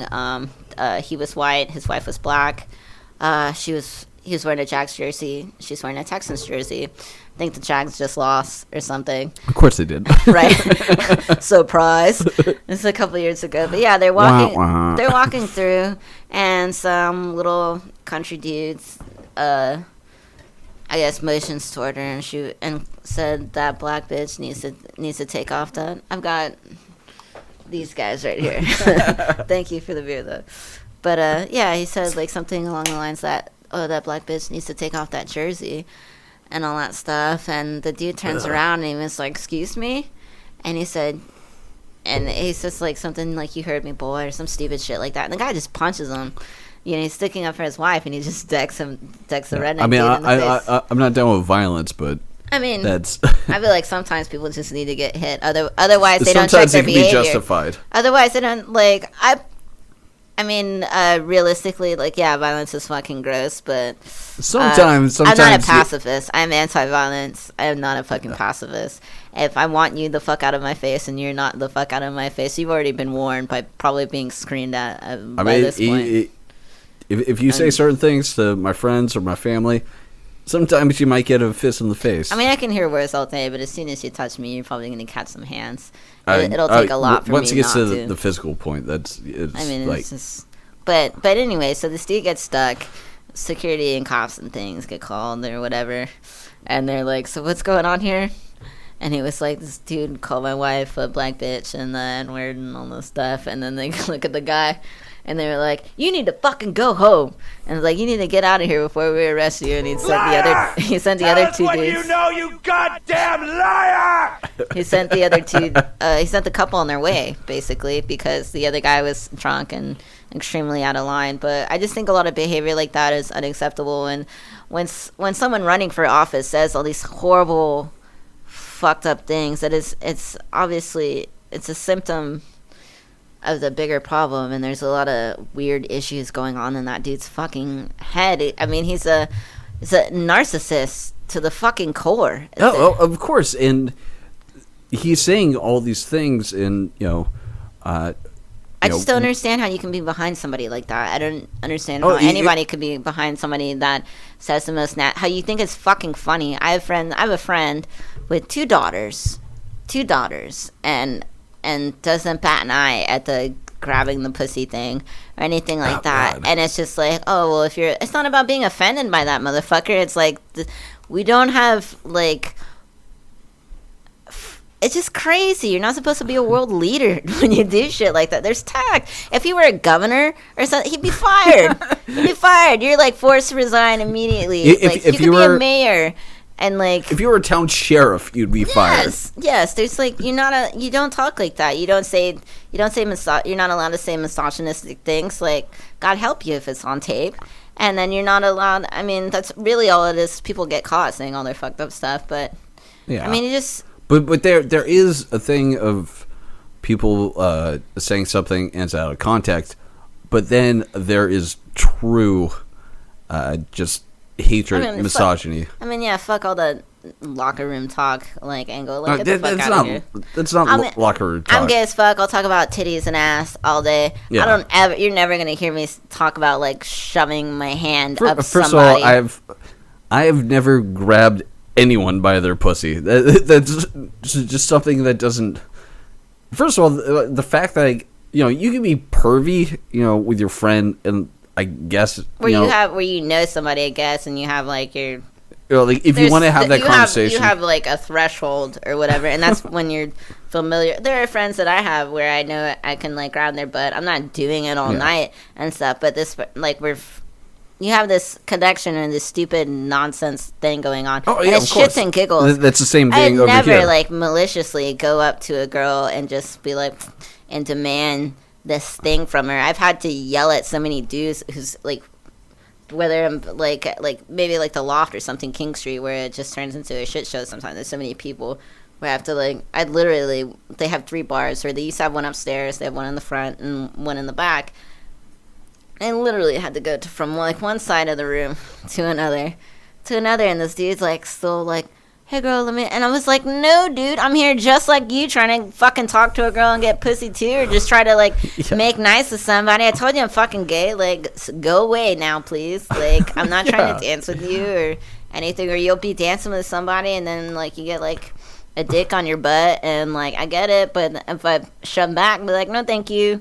And it's like, no thank you. And that should be enough. And first of all, one, I would never have the balls to even get that forceful. Like, I'm just like, should I text this girl? I don't know. I've definitely had like a drunk moment or two where you make like maybe not the smartest decision, where you just look like someone that perhaps doesn't have a lot of class or something. But there's just lines and invasions of privacy and all these things, and I love you, bitch. I just don't understand all that stuff, and I don't understand constantly rooting for anyone to think that shit's like okay or situation normal, or if for someone to have a problem with it means that they're being overly sensitive. It's like, no, they're just a human being and they have fucking manners, and there's like a level of respect for your fellow man and stuff. And I personally believe you can believe in fucking unicorns. I don't give a shit. I might think you're dumb and won't be hanging out with you, but you can believe whatever the fuck you want. I don't care. Like, I have friends that say fucked up things or have done fucked up stuff, and I think we've all been there at some point. I have too, and I'm very careful about who I let into my bubble, but there's no way in hell that I would ever vote for somebody like that. I think really the alarming thing is just the amount of aggression. It's angry. It's angry. Yeah, it's angry, and it's just being divisive and blaming people that really, yes, there might be a couple bad apples, but people are people, and what Trump is saying is really just riling all these people up and just making things worse. It's just giving a lot of, like, all the people that I've encountered and stuff that are really excited, but there are people that think they've been robbed in some way, or that they're gonna lose their livelihood in some manner, or whatever. He's like the great white hype, and I hope he's the great white hype, just like how that, like, what is that, Joe Frazier fighting whoever the fuck and stuff, like, it's the old boxing thing, and that guy was the great white hope, and he gets knocked the fuck out, and they cut the TV, they cut the feed before he gets knocked the fuck out because he was sorry. He wasn't a good fucking boxer. Trump's not a good fucking politician, and I hope he gets knocked the fuck out. He's not a politician at all. He's not at all. He has no place. He is such a fucking narcissist that everything, or at least 85 to 90% of what he says is a lie. And the thing is with him is that he's such a narcissist that even when there is video proof of him saying something, No, I didn't say that's that. wrong. I don't think that's correct. Yeah. You know, it's just, I never said that. it's so outlandish. I don't know. Yeah. I really hope that the race isn't as close as they say it is. I just hope it's bad media, and fuck it. I hope the election is rigged, and then he doesn't fucking. I hope they pull some strings or whatever, and there's just no way in hell that's gonna happen. We let y'all do your George Bush fuck up. There's no way in hell that y'all got that one, and we see how it turned out. So we cannot get robbed again like that. And whether all these people hopping, I mean, I don't give a fuck about Gary Johnson, whatever the fuck he has to say. To me, that's weak sauce. And then to me, that's about as weak sauce. Like, expecting me to give a fuck about Gary Johnson is just like when Republicans added Sarah Palin to the fucking ticket to try to sway female voters. And I was probably this close to voting for McCain until they insulted my fucking intelligence by putting somebody like that up there. So with Gary Johnson, he has made some serious gaffes in interviews. I'm not saying I'm the most geographical knowledgeable person on the planet, but if you don't know where Aleppo is, that's kind of a big deal, Yeah, you just have to know shit. To me, like, Hillary is the most. She's seasoned. She's been the Secretary of State, and I understand. I believe the whole qualm with the whole email things is are a big part of it, or it's the whole thing with the it's not the emails, but the city, or that they keep bringing up. Benghazi? Yeah, where Americans got killed, and and it kind of really just looks like negligence, or just like we're not going in, and all this stuff. Yeah, but I also feel like it's in a way where they left people behind and stuff, but it's like with the people that are being held responsible and all it looks bad, and I understand if you're in the military and stuff how awful that must feel. Yeah. And what it looks like, and I know what it means to people like that, and how offended and upset people are, and but like in this day and age, I mean, I don't know. I think the vets need more rights, and I think they definitely need to be taken care of a lot, but I don't think Gary Johnson's going to do that for you. I don't think we're going to have a president that's not going to, like, if conflict comes to you, like whatever people want to say about 9/11, if conflict comes to you, you have to answer. Yeah, we're a military nation. We're not a nation of fucking pacifists. No. So I mean, and all this shit calling, like, I think people have way too much fun saying the word Killary and all that stuff, and it's just little. You're libtard. Yeah, and all this stuff. It's just a little annoying. So I mean, I get why people want to vote for Gary. Why they're really upset about voting for it. But if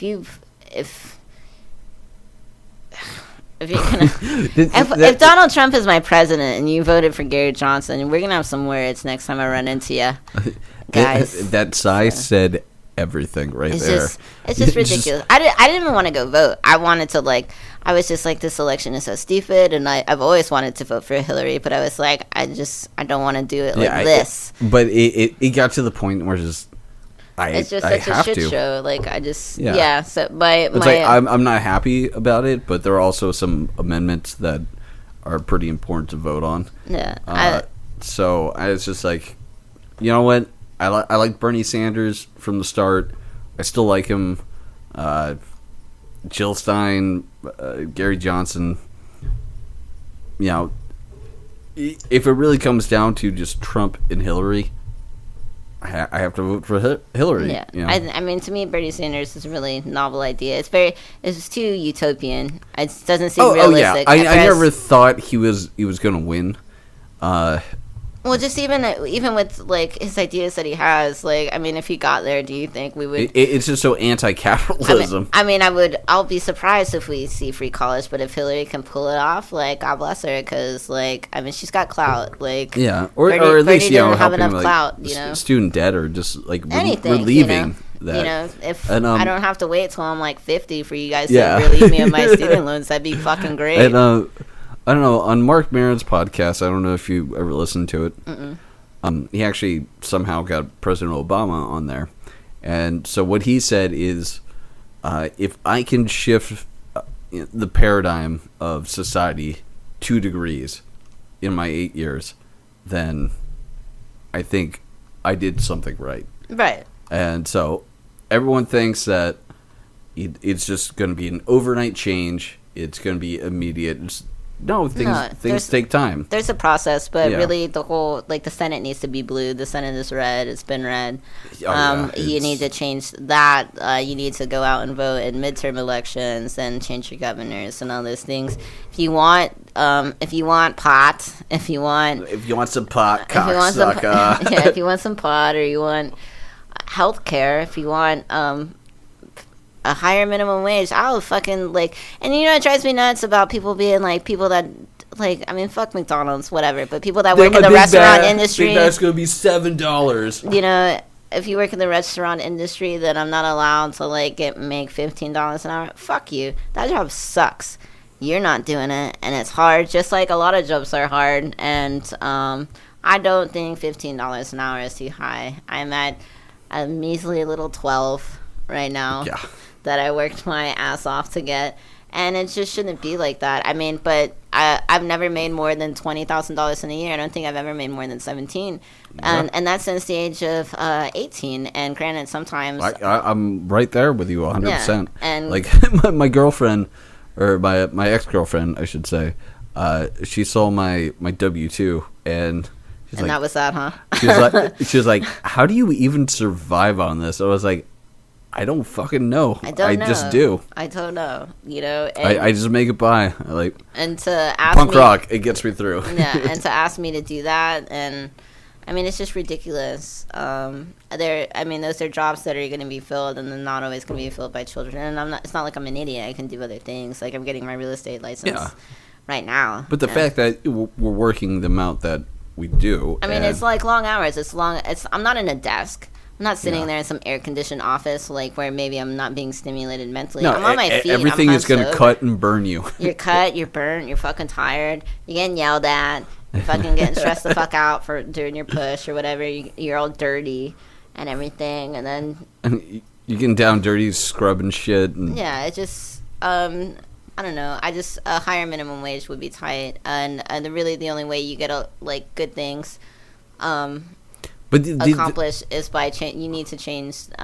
We need to change the Congress, the House, etc. Of course. It just needs to be blue. And the so real, we can get more stuff. Not even stuff for free. Just things that we should have, because like this whole trickle, a basic right. The whole trickle down thing. It's not working. We let y'all do that. And no, that's basically just trickle down. Jerking off. Yeah, right there. You know. Nothing trickle down. That was a lot. And the real insult is that when they don't want to raise the minimum wage, it's because they make it seem like we don't deserve it. Right. Because we're not busting our ass. Like, we're not trying to, just pay our rent, make sure the power's still on. My thing is the government gave me, I got a student loan from the government. I've got two. And they're, as you should have, through federal aid, which is a great thing and stuff. But that process, I think they should scrutinize. I don't think you should get it for some shitty ass trade school. I don't think, like, Virginia College should not like, my tuition cost me out the gate at first it was like $25, and then they adjust costs and stuff. So it got, I think total it got dropped down to like low 20s. And stuff, but nonetheless, I know none of that money got in my hand like it would with like a regular college, where you get your Pell Grant in cash or something, or into a bank account or on a credit card or whatever, and then you get to use it how you need it. Instead, all the student loan money just got it went all straight to my tuition. So any benefit that I would have got that would have helped me like live or anything, I didn't get it. So everything just went straight to my tuition, and then I'm just stuck with over $15,000 plus interest, things that I can't afford. I have roommates. Yeah, I have roommates. I have to have a cheap rent. I have the same first car that I've always had. I work and stuff. I get frustrated, and there are times where I don't work like every single month of the year, but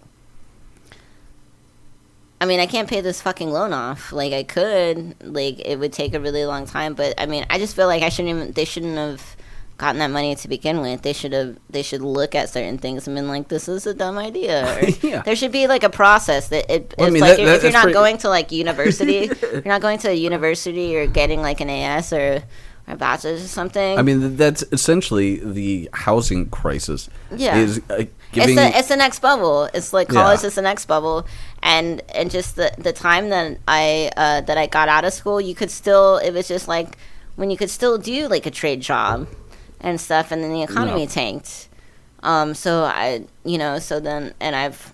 that point I'm like 25, and I worked in a factory. I liked woodworking, and it got me good money, and then I had to like start all over.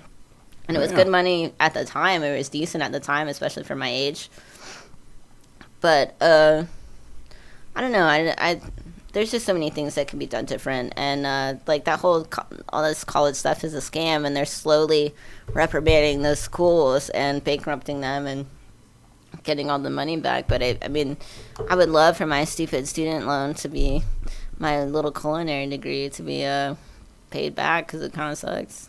Oh yeah, and it's They're not even like real college credits. I can't take it anywhere. I mean, at least it goes out of state and stuff. But if you went to like a nursing school and you're in one of those stupid ass little colleges, you can't be a nurse outside the state of Florida.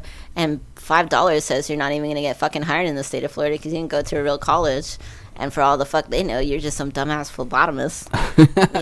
Which are people that draw blood. I'm a big fan of the lobotomy. Yeah. So.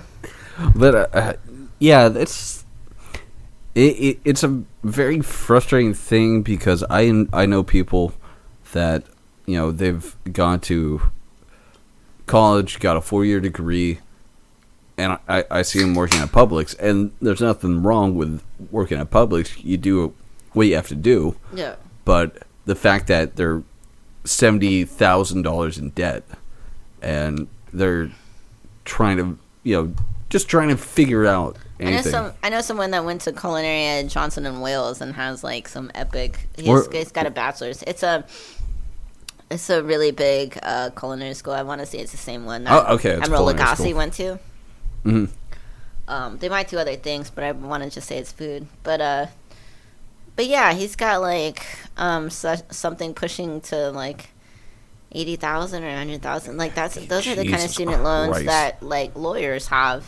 Yeah. But I mean, if you're a lawyer in the right state, you can pay that off. If you're a doctor, you're definitely going to be able to pay that off. But what about these people with like these shitty vocational traits? Like fucking where you have all this debt and someone's yelling at you for wanting to make enough money to pay off your debt. Yeah. It's a little silly. I'm worried about bottoming $20 from my friend. Yeah, I've got probably like $20 in my bank account, and I drove all the way out here. So maybe that's a thing about me managing my money properly. Oh, well, I'm terrible at that, but at the same time. But I get a free 7-inch and some beer, so it's all good. Good comp. So worth the ride, huh? Well, I think we're pushing a little over 2 hours. All right, I gotta pee and I gotta go dance So at a club. Is there anything you want people to know about? Any projects or just people or no, because it's no. You're just like good. absolutely not. Well, I was gonna say something, but then I think there's like certain legalities to it and stuff. Okay, now I'm curious. It's just pertaining to real estate, but I'm not licensed yet and stuff, and there are rules concerning advertising. Interesting. And concerning. We can talk about that off the mic. Yeah. But no, if you like fucking tacos, go to Corner Taco. We make good shit. So, if you work in the food industry, I feel ya. If you work in a bar, I feel ya. Keep your heads up. If you vote for Trump, I just think you're a fucking idiot and a dick. I make no apologies. I agree with that. I make no apologies for that. So, I don't understand you, and I'm probably not meant to. So, Deborah Martinez, thank you so much for doing this. Thanks for This has having been me. a fucking blast, and we'll have to do it again. Yeah, for sure. So, we'll see you next time. I like how you started with Brody and you end with Tim. You have to. Two sides of the coin. You're gonna help me back up again.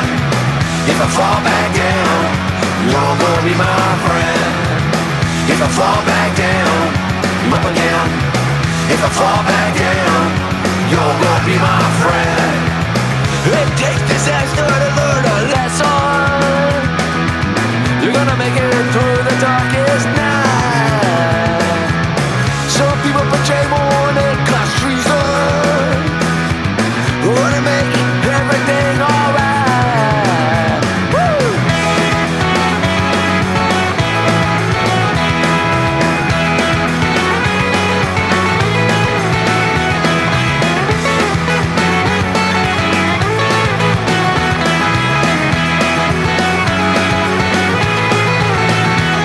Well, the worst of times now, they don't faze me. Even if I look and act really crazy, I won't wait down, she betrayed me. Now my vision is no longer hazy. I'm very lucky to have my crew.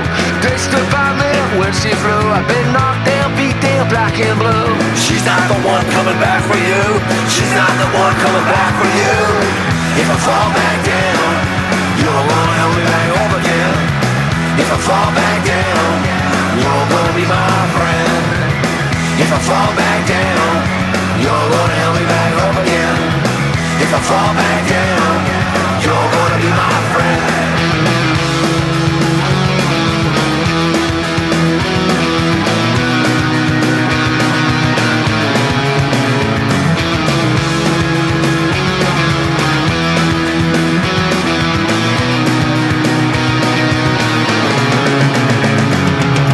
If I fall back down, you're gonna help me back up again. If I fall back down, you're gonna be my friend. If I fall back down, you're gonna help me back up again. If I fall back down,